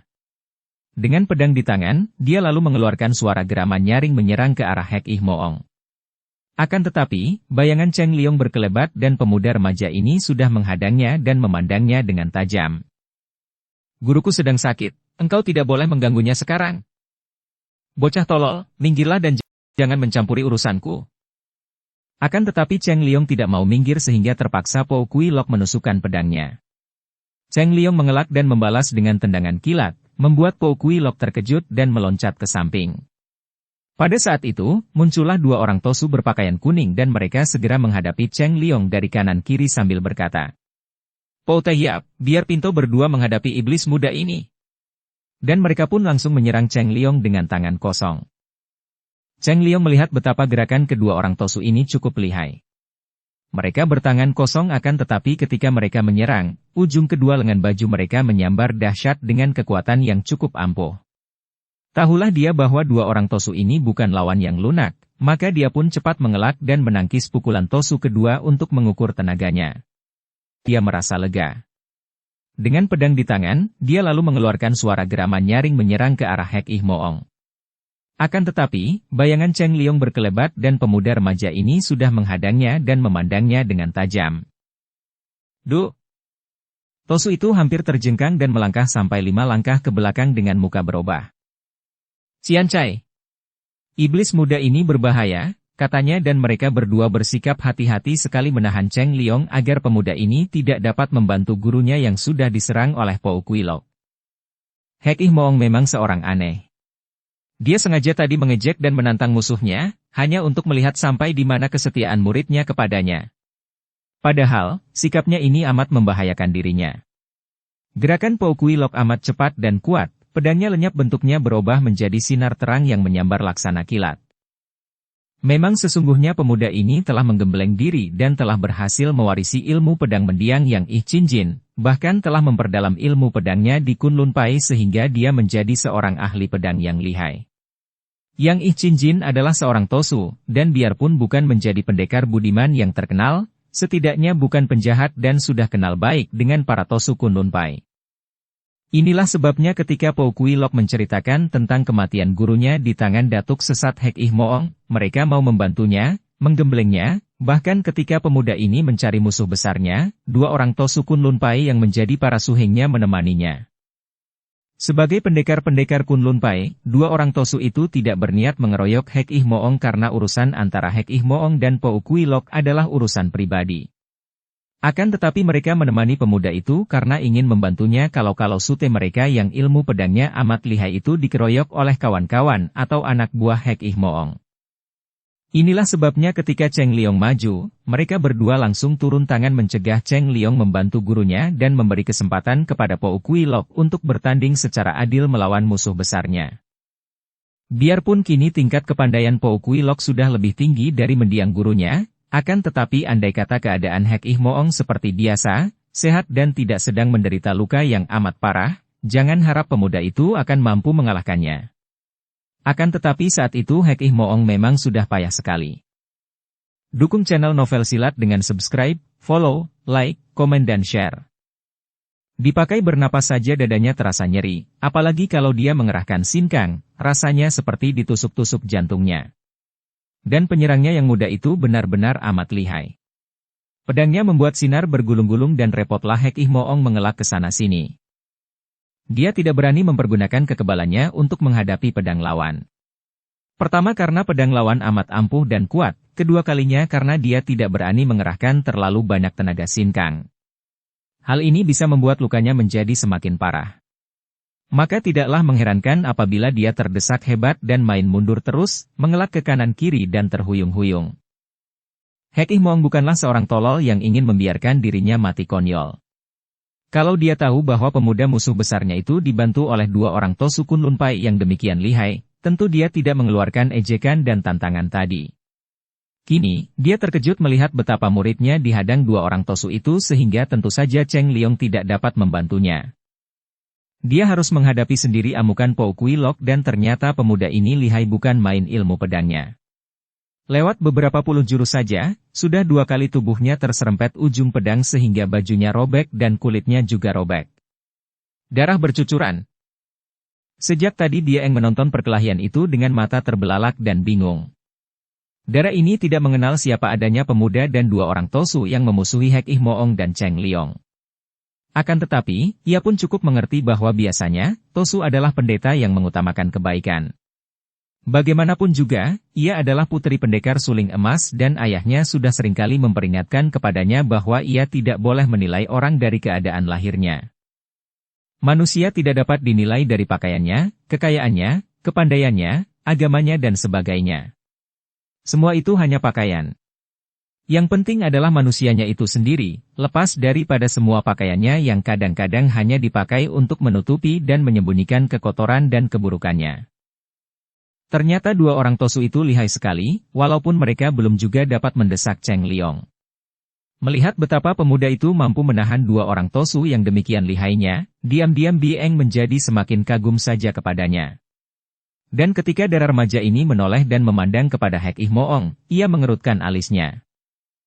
Kakek itu sedang terluka parah dan kini didesak amat hebatnya oleh pemuda berpedang. Sudah terluka di sana-sini dan tubuhnya berlumuran darah. Akan tetapi, Bieng mempunyai harga diri. Ia tidak mungkin dapat turun tangan membantu Hek Ih Moong.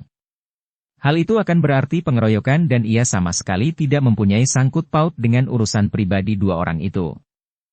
Bagaimanapun juga, kakek iblis itu telah menyelamatkan nyawanya. Kalau kini ia mendiamkan saja kakek itu terancam bahaya, kalau sampai kakek itu dibunuh orang di depan matanya tanpa ia berusaha menyelamatkannya, sungguh ia akan menjadi orang yang tidak mengenal budi sama sekali. Secara otomatis, matanya mulai mencari-cari senjata karena suling emasnya telah hilang ketika ia berkelahi melawan Lou Tek Chiang. Melihat keadaan Hek Ih Moong makin lemah, Po Kui Lok memperhebat desakannya. Pedangnya membentuk sinar bergulung-gulung yang seperti tali temali melibat-libat tubuh Hek Ih Moong. Set! Kembali ujung pedang itu merobek pundak kiri Hek Ih Moong. Kakek itu terhuyung dan terjengkang.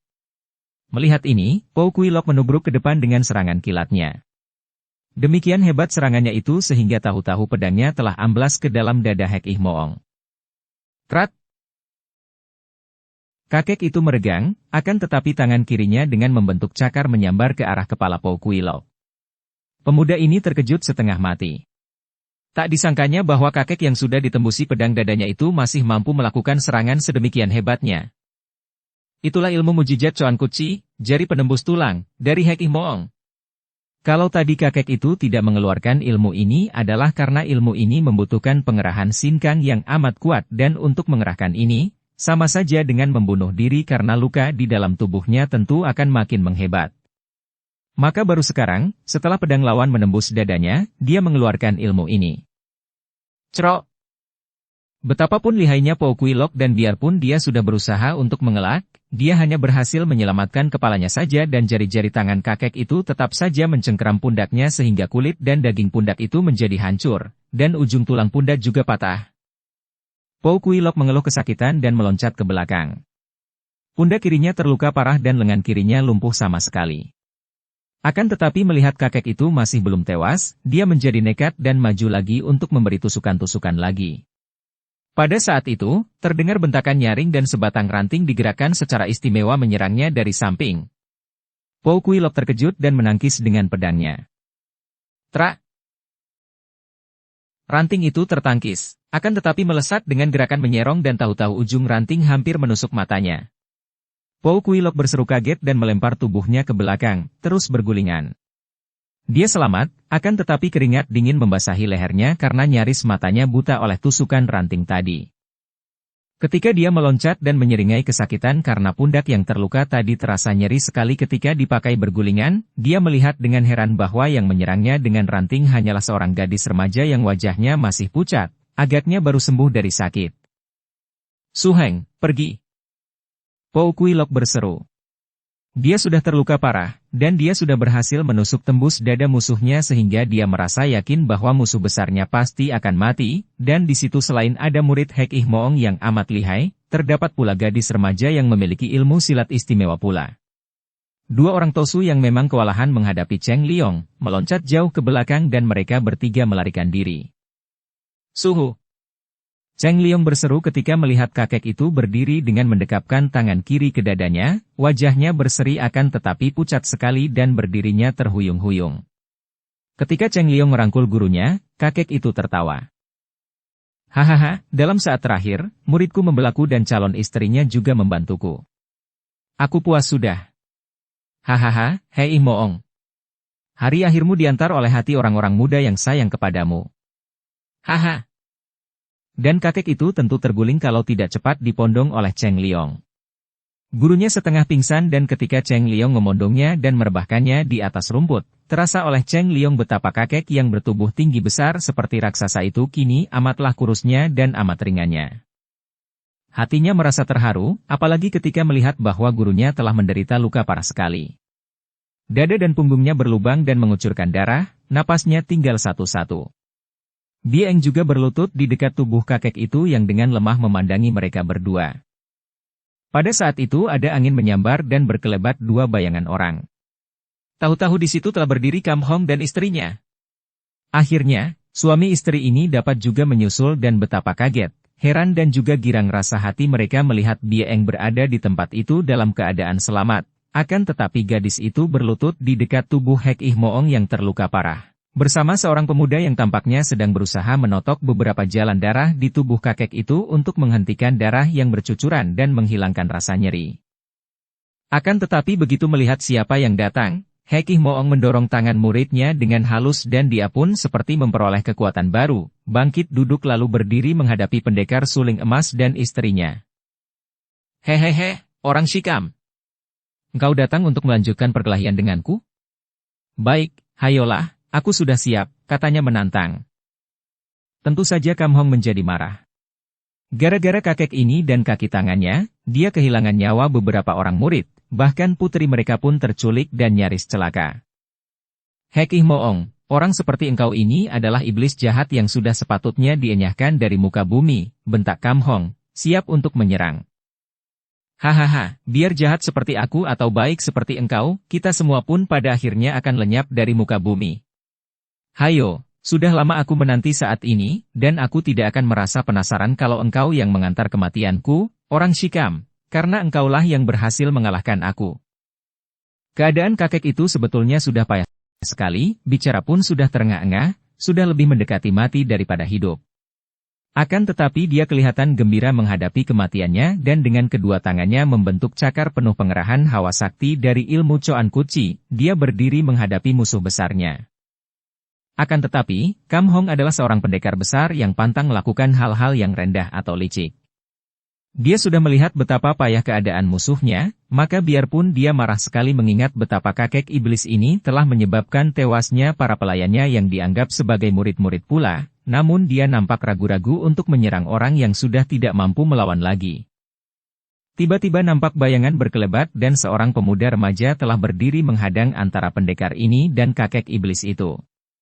Pemuda yang bertubuh tinggi tegap, wajahnya cerah dan gagah, sinar matanya mencorong aneh. Akan tetapi belum dewasa benar sehingga nampak lucu bahwa seorang pemuda remaja yang masih hijau itu berani berdiri menghadapi dan menentang seorang pendekar seperti Kam Hong. Suhuku sudah terluka dan tidak dapat melawan, biarlah aku yang menggantikannya menghadapimu kalau engkau hendak menyerangnya. Kata Cheng Liong dengan sikap tenang sekali, menandakan bahwa nyalinya amat besar dan dia tidak takut menghadapi lawan yang berpakaian sastrawan sederhana ini. Dia pun tahu dari ucapan gurunya tadi bahwa sastrawan inilah musuh besar gurunya yang dapat diduganya tentu lihai bukan main. Kam Hong mengerutkan alisnya. Kini dia tahu bahwa tentu pemuda ini yang mengaku murid Hek Ih Moong yang telah menculik Bie Eng. Tidak patut aku menyerang seorang bocah, akan tetapi mengingat engkau murid iblis tua ini, sudah semestinya kalau aku mengenyahkan engkau pula yang tentu akan menjadi lebih jahat daripada gurunya kelak.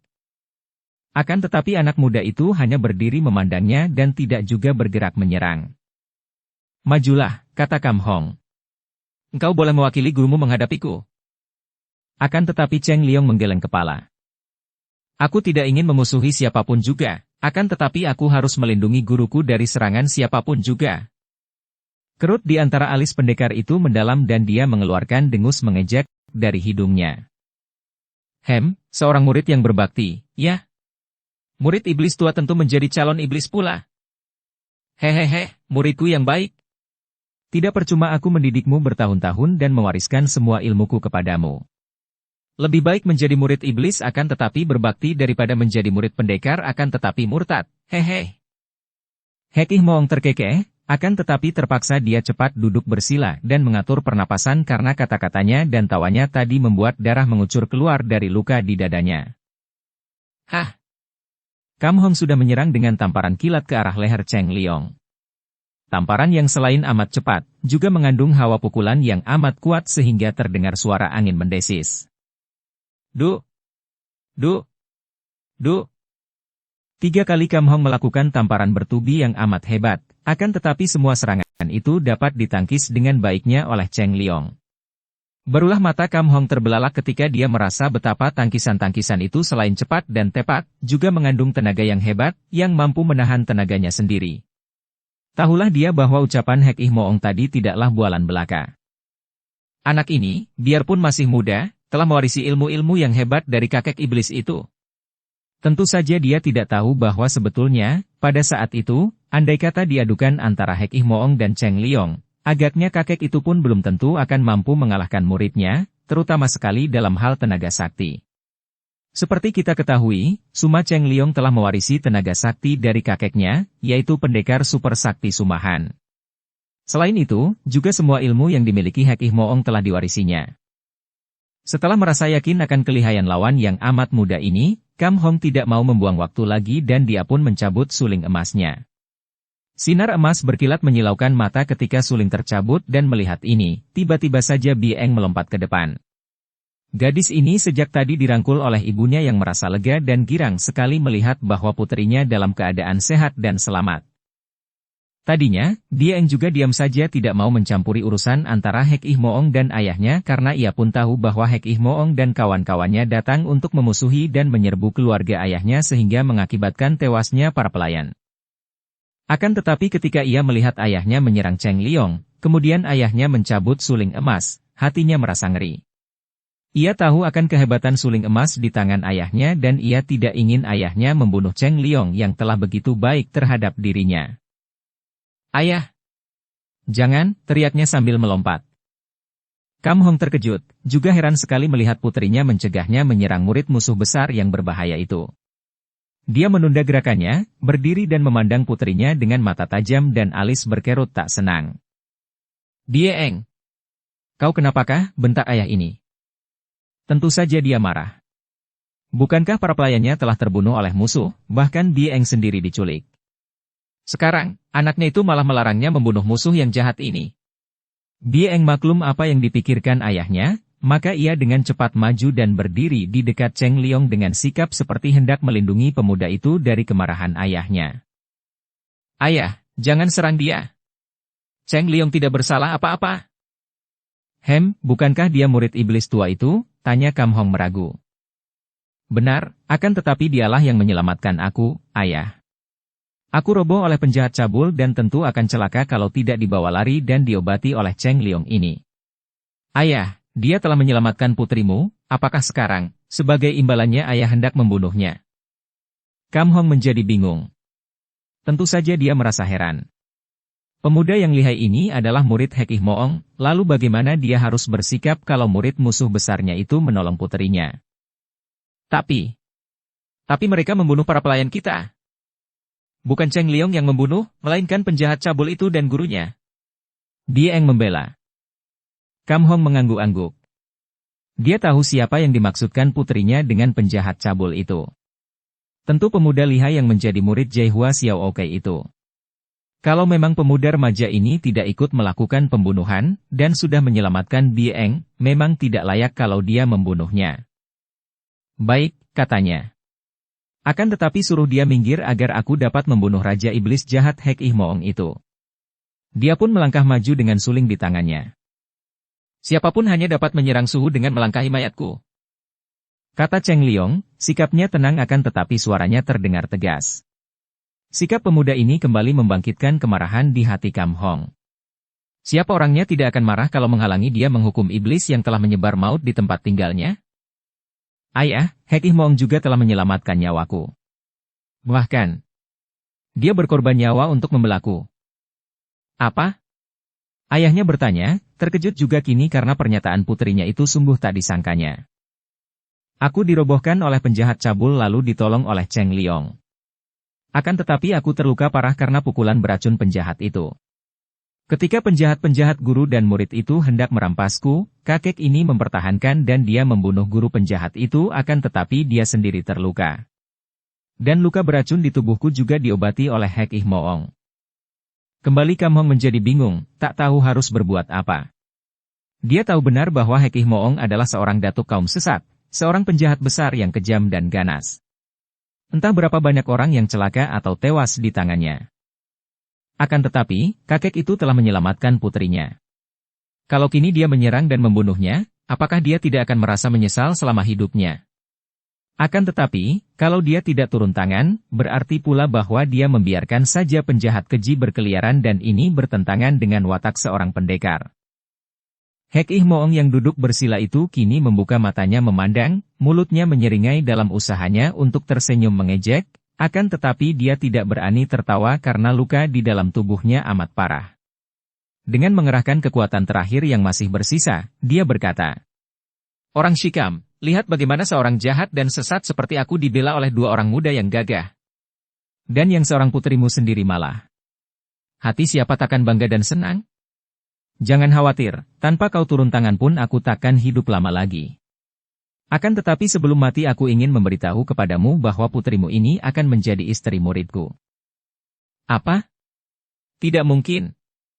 Hekih Moong, aku tidak akan membunuhmu karena engkau pernah menolong putriku, akan tetapi jangan harap lebih daripada itu. Sampai mati kami tidak sudi berbesan denganmu. Tapi,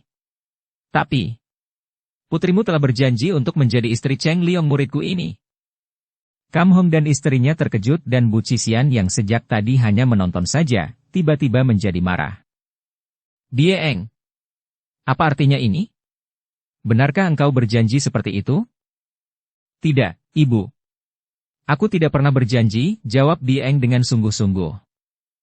Akan tetapi Bu Cisian yang biasanya berwatak keras, hanya setelah menjadi istri Kam Hong saja ia dapat merubah kekerasannya di bawah pimpinan suaminya, masih belum puas dengan jawaban itu.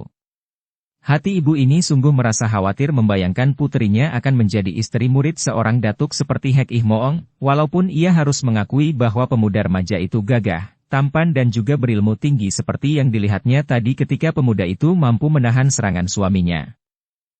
"Bieng, katakanlah, apakah engkau mau menjadi mantu seorang penjahat terkutuk seperti Hekih Moong itu?" Apakah engkau mau menjadi calon istri murid orang sesat ini? Didesak oleh ibunya seperti itu, Bieng menggeleng kepalanya. Ia sendiri sebetulnya tidak pernah mempertimbangkan hal itu. Ketika Hekih Moong mengajukan syarat agar ia berjanji mau menjadi calon istri Cheng Liong untuk diobati, ia menolak keras, bukan karena ia membenci Cheng Liong melainkan karena ia tidak sudi ditekan dan ia tidak mau tunduk. Akan tetapi, mengenai perjodohannya, sama sekali ia tidak pernah memikirkan. Biarpun demikian, ketika didesak ibunya, dalam keadaan seperti itu, tentu saja ia merasa tidak enak dan jalan satu-satunya bagi Bieng hanyalah dengan menolak. Tidak, ibu, aku tidak mau. Hening sejenak setelah darah itu memberikan jawabannya dan diam-diam Cheng Liong merasa sesuatu yang amat tidak enak dalam hatinya.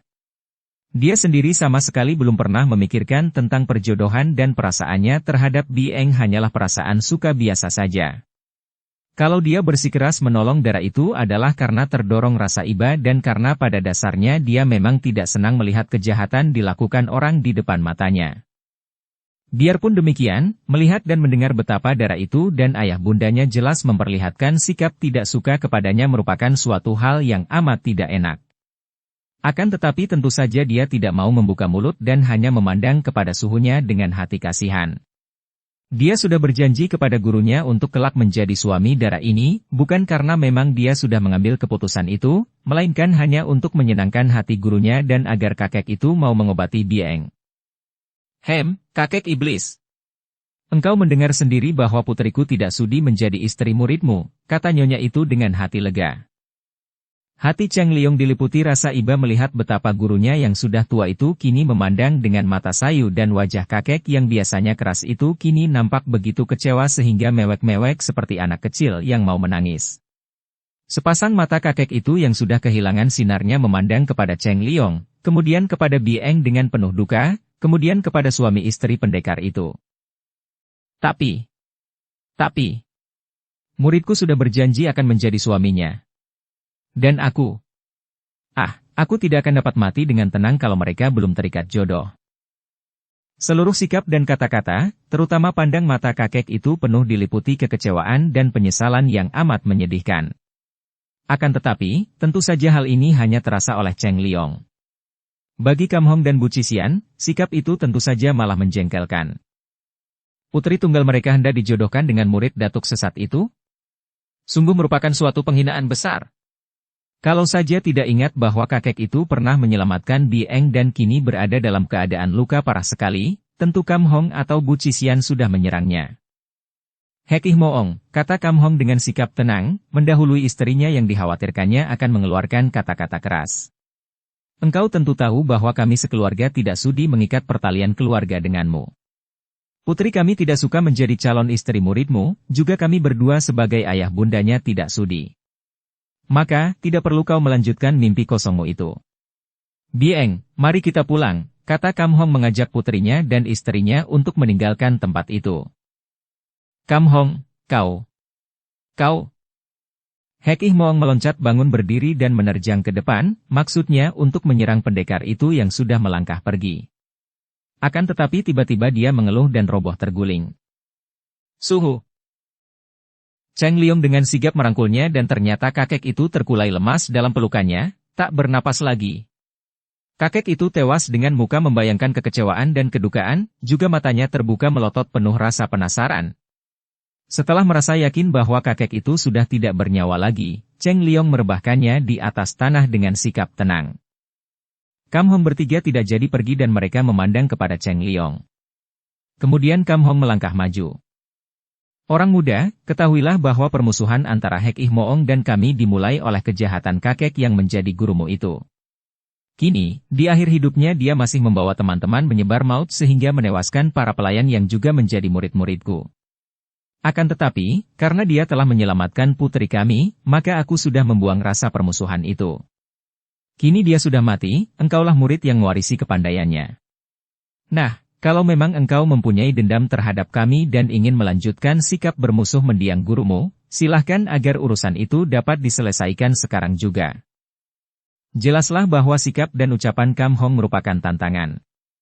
Sebenarnya bukan ini maksud hati pendekar itu.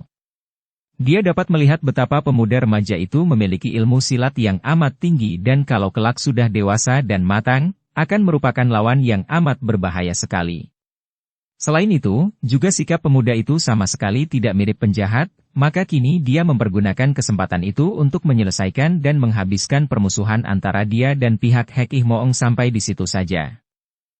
Dia mengharapkan pemuda itu agar mau menyadari keadaan, bahwa setelah Raja Iblis itu tewas maka tidak ada lagi persoalan yang perlu dijadikan bahan permusuhan, akan tetapi kalau pemuda itu masih mendendam, tentu saja dia ingin segera diadakan perhitungan agar beres. Bagaimanapun juga, Cheng Liong adalah seorang pemuda yang darahnya masih panas. Bertahun-tahun lamanya dia ikut Hek Ih Moong merantau, mengalami banyak sekali peristiwa menegangkan bersama gurunya itu, dan dia merasakan betul kasih sayang gurunya terhadap dirinya. Gurunya telah mewariskan semua kepandaiannya kepadanya dan gurunya telah menunjukkan cintanya dengan berbagai cara, membelanya mati-matian. Biarpun dia tahu bahwa gurunya adalah seorang tokoh bahkan datuk kaum sesat, namun dia tidak pernah melihatnya melakukan kejahatan, dan terhadap dirinya amat baik. Memang dia melihat dan mengalami sendiri betapa gurunya dengan bersekongkol dengan datuk-datuk lain telah menyerbu Pulau Es dan menyebabkan terbasminya kakek dan para neneknya di pulau itu. Akan tetapi hal itu terjadi karena ada dendam permusuhan antara mereka. Dia sendiri tidak menyetujui cara hidup gurunya, dan andai kata suhunya tidak menolong dan menyelamatkan nyawanya berkali-kali, tentu dia sendiri akan memusuhi Hek Ih Moong sebagai musuh besar keluarganya. Kini, melihat Hek Ih Moong membela dia dan Bieng sampai berkorban nyawa, hatinya terharu dan berduka juga. Dan mendengar tantangan Kam Hong, hatinya terasa panas. Pendekar ini telah memperlihatkan sikap angkuh dan menghina terhadap Hek Ih Moong. Dia sendiri tidak menyesal kalau tidak diperbolehkan berjodoh dengan Bieng karena hal itu adalah kehendak gurunya, bukan kehendaknya sendiri, akan tetapi cara penolakan keluarga Kam itu terhadap gurunya sungguh menghina. Dan kini dia ditantang. Kam Lo Cianpue, katanya dengan sikap dan nada suara menghormat. Aku tidak pernah mencampuri urusan pribadi suhu dan ini memang telah menjadi janji antara kami. Kalau aku membelanya di waktu dia masih hidup, hal itu adalah sepatutnya mengingat dia guruku. Kini dia telah tewas, dan aku tidak mendendam kepada siapapun juga. Akan tetapi, pernyataanku ini bukan sekali-kali berarti bahwa aku takut. Kalau ada yang masih hendak memperlihatkan rasa bencinya kepada Suhu, dan setelah Suhu meninggal kini hendak memperlihatkannya melalui aku sebagai muridnya, aku pun tidak akan mengelak. Kalau Lo Cianpue hendak memusuhi aku sebagai murid Suhu, aku pun tidak akan melarikan diri. Ucapan pemuda ini terdorong oleh rasa panas mendengar tantangan Kam Hong tadi, walaupun dia bersikap hormat. Ucapannya mengandung penyambutan tantangan. Kam Hong tersenyum dan dia akan merasa malu kalau harus mundur. Apalagi dia didahului istrinya yang berkata, kalau gurunya seperti Hek Ih Moong, mana mungkin muridnya orang baik-baik. Aku khawatir anak ini kelak akan lebih jahat daripada gurunya. Bu Cisian memang sejak gadis memiliki watak keras dan hanya setelah menjadi istri Kam Hong saja dia tidak begitu binal lagi. Akan tetapi ia sudah biasa mengeluarkan semua isi hatinya melalui kata-kata tanpa sungkan-sungkan lagi. Orang muda. Engkau telah kematian gurumu, akan tetapi aku pun kematian 6 orang muridku. Biarpun para muridku itu bukan tewas di tangan gurumu, akan tetapi sesungguhnya gurumulah yang menjadi biang keladinya sehingga mereka tewas. Agaknya biarpun di antara kita pribadi tidak ada dendam, namun kita telah berdiri di dua pihak yang saling bertentangan. Daripada berlarut-larut, marilah kita selesaikan urusan itu sekarang saja. Nah, kau majulah, orang muda. Ini merupakan tantangan terbuka bagi Cheng Liong. Lebih dari itu malah, pendekar itu telah mencabut suling emasnya dan memegang senjata itu dengan sikap siap tempur. Wajah Cheng Liong berubah merah dan dia menahan kemarahannya. Gurunya seringkali mengatakan bahwa kalau kaum sesat dianggap jahat, sebaliknya kaum pendekar amat angkuh dan tinggi hati, selalu memandang rendah kepada golongan lain yang dianggap sesat dan jahat. Dia sendiri memang tidak membenarkan orang-orang yang suka melakukan kejahatan seperti mendiang Jai Hua Xiao Oke dan muridnya itu, akan tetapi sikap para pendekar yang tinggi hati seolah-olah menyudutkan golongan lain itu sehingga mereka tidak akan dapat merubah jalan kehidupan mereka, bahkan sikap para pendekar itu akan membuat mereka menjadi semakin menjauh dan ganas. Lo Cianpue, sekarang aku sudah bebas, berdiri sendiri. Maka, kalau Lo Ciampue menantangku, maka tantangan itu langsung kuterima pribadi, tidak ada sangkut pautnya dengan Hek Ih Moong. Dan karena Lo Ciampue menantang, aku pun tidak akan mundur selangkah pun. Siapa yang menantang dia yang harus menyerang dulu. Nah, silahkan. Dia pun sudah siap memasang kuda-kuda dan karena selama ini memang dia tidak pernah memegang senjata, maka dia pun menghadapi pendekar itu dengan tangan kosong saja. Melihat sikap pemuda yang menantangnya seperti itu, wajah Kam Hong juga menjadi merah. Bagus, orang muda. Kuhargai kegagahanmu. Nah, keluarkanlah senjatamu. Aku hanya memiliki sepasang lengan dan sepasang kaki, itulah senjataku. Tentu saja Kam Hong merasa malu kalau harus menghadapi seorang lawan muda dengan suling emasnya, maka dia pun menyelipkan sulingnya di ikat pinggangnya, kemudian dengan kedua tangan di pinggang, dia maju menghampiri Cheng Liong. Orang muda, lihat seranganku, katanya dan dia pun menerjang dengan amat cepatnya. Pada waktu itu, tingkat kepandaian Kam Hong sudah amat tinggi dan serangannya itu membawa hawa pukulan yang dahsyat sehingga angin pukulannya sudah terasa oleh Cheng Liong, menyambar dan mengeluarkan suara bersiutan. Hebatnya, bukan hanya tangan kiri itu saja yang menyambar sebagai alat penyerang ampuh, juga ujung lengan baju yang panjang itu mendahului tangan menyambar, membuat totokan ke arah leher Cheng Liong, sedangkan jari-jari tangan itu menampar ke dada. Melihat dahsyatnya pukulan orang, Cheng Liong yang memang sudah tahu betapa lihainya lawan, cepat mengelak dengan geseran-geseran kaki ke kiri, masih belum mau balas menyerang, karena dia harus mempelajari dulu bagaimana perkembangan serangan lawan yang lihai ini. Akan tetapi, ujung lengan baju dan tangan pendekar Shikam itu tidak melanjutkan pukulannya. Tangan kiri ditarik mundur dan kini tangan kanan yang menyambar, mengikuti arah elakan Cheng Liong. Dan kini tangan kanan yang memukul itu melayang tanpa suara, tidak membawa angin seolah-olah tidak mengandung tenaga sedikit pun. Heranlah hati pemuda itu. Mengapa pendekar selihai ini menggunakan pukulan yang sama sekali tidak mengandung sinkang, seperti pukulan orang biasa saja, bahkan lebih lembut dan lunak? Apakah pendekar itu memandang rendah kepadanya sehingga sengaja melakukan serangan seperti itu ringannya? Dia merasa penasaran kalau dipandang rendah, maka dia pun kini menangkis dengan pengerahan tenaga untuk membuat lengan lawan yang lemah itu terpental. Duh! Dan tubuh Cheng Liong terpental ke belakang, sebaliknya Kam Hong terpaksa melangkah 2 tindak. Keduanya terkejut. Kam Hong tidak mengira bahwa pemuda itu akan mampu membuatnya terdorong mundur 2 langkah. Sebaliknya, Cheng Liong terkejut dan merasa heran. Jelas bahwa pukulan lawannya tadi tidak mengandung tenaga sinkang akan tetapi begitu ditangkisnya, dia merasa betapa tenaga tangkisannya membalik dan membuat dia terpental tanpa dapat dipertahankannya lagi. Akan tetapi dengan ringan dia mampu berjungkir balik dan tidak sampai terhuyung. Dia makin waspada. Memang tadi Kam Hong mempergunakan ilmu Hong Sim Sin Chiang, ilmu pukulan wasiat dari Hong Sim Kaipang. Keistimewaan ilmu ini adalah seperti ilmu silat Bian Kun, silat kapas, yang mengutamakan kekosongan dan kelembutan untuk melawan kekerasan. Maka Cheng Liong yang mempergunakan sinkang tadi terpukul oleh kekuatannya sendiri yang membalik. Bersambung ke bab 16. Dukung kami dengan subscribe, follow, like, komen dan share. Terima kasih.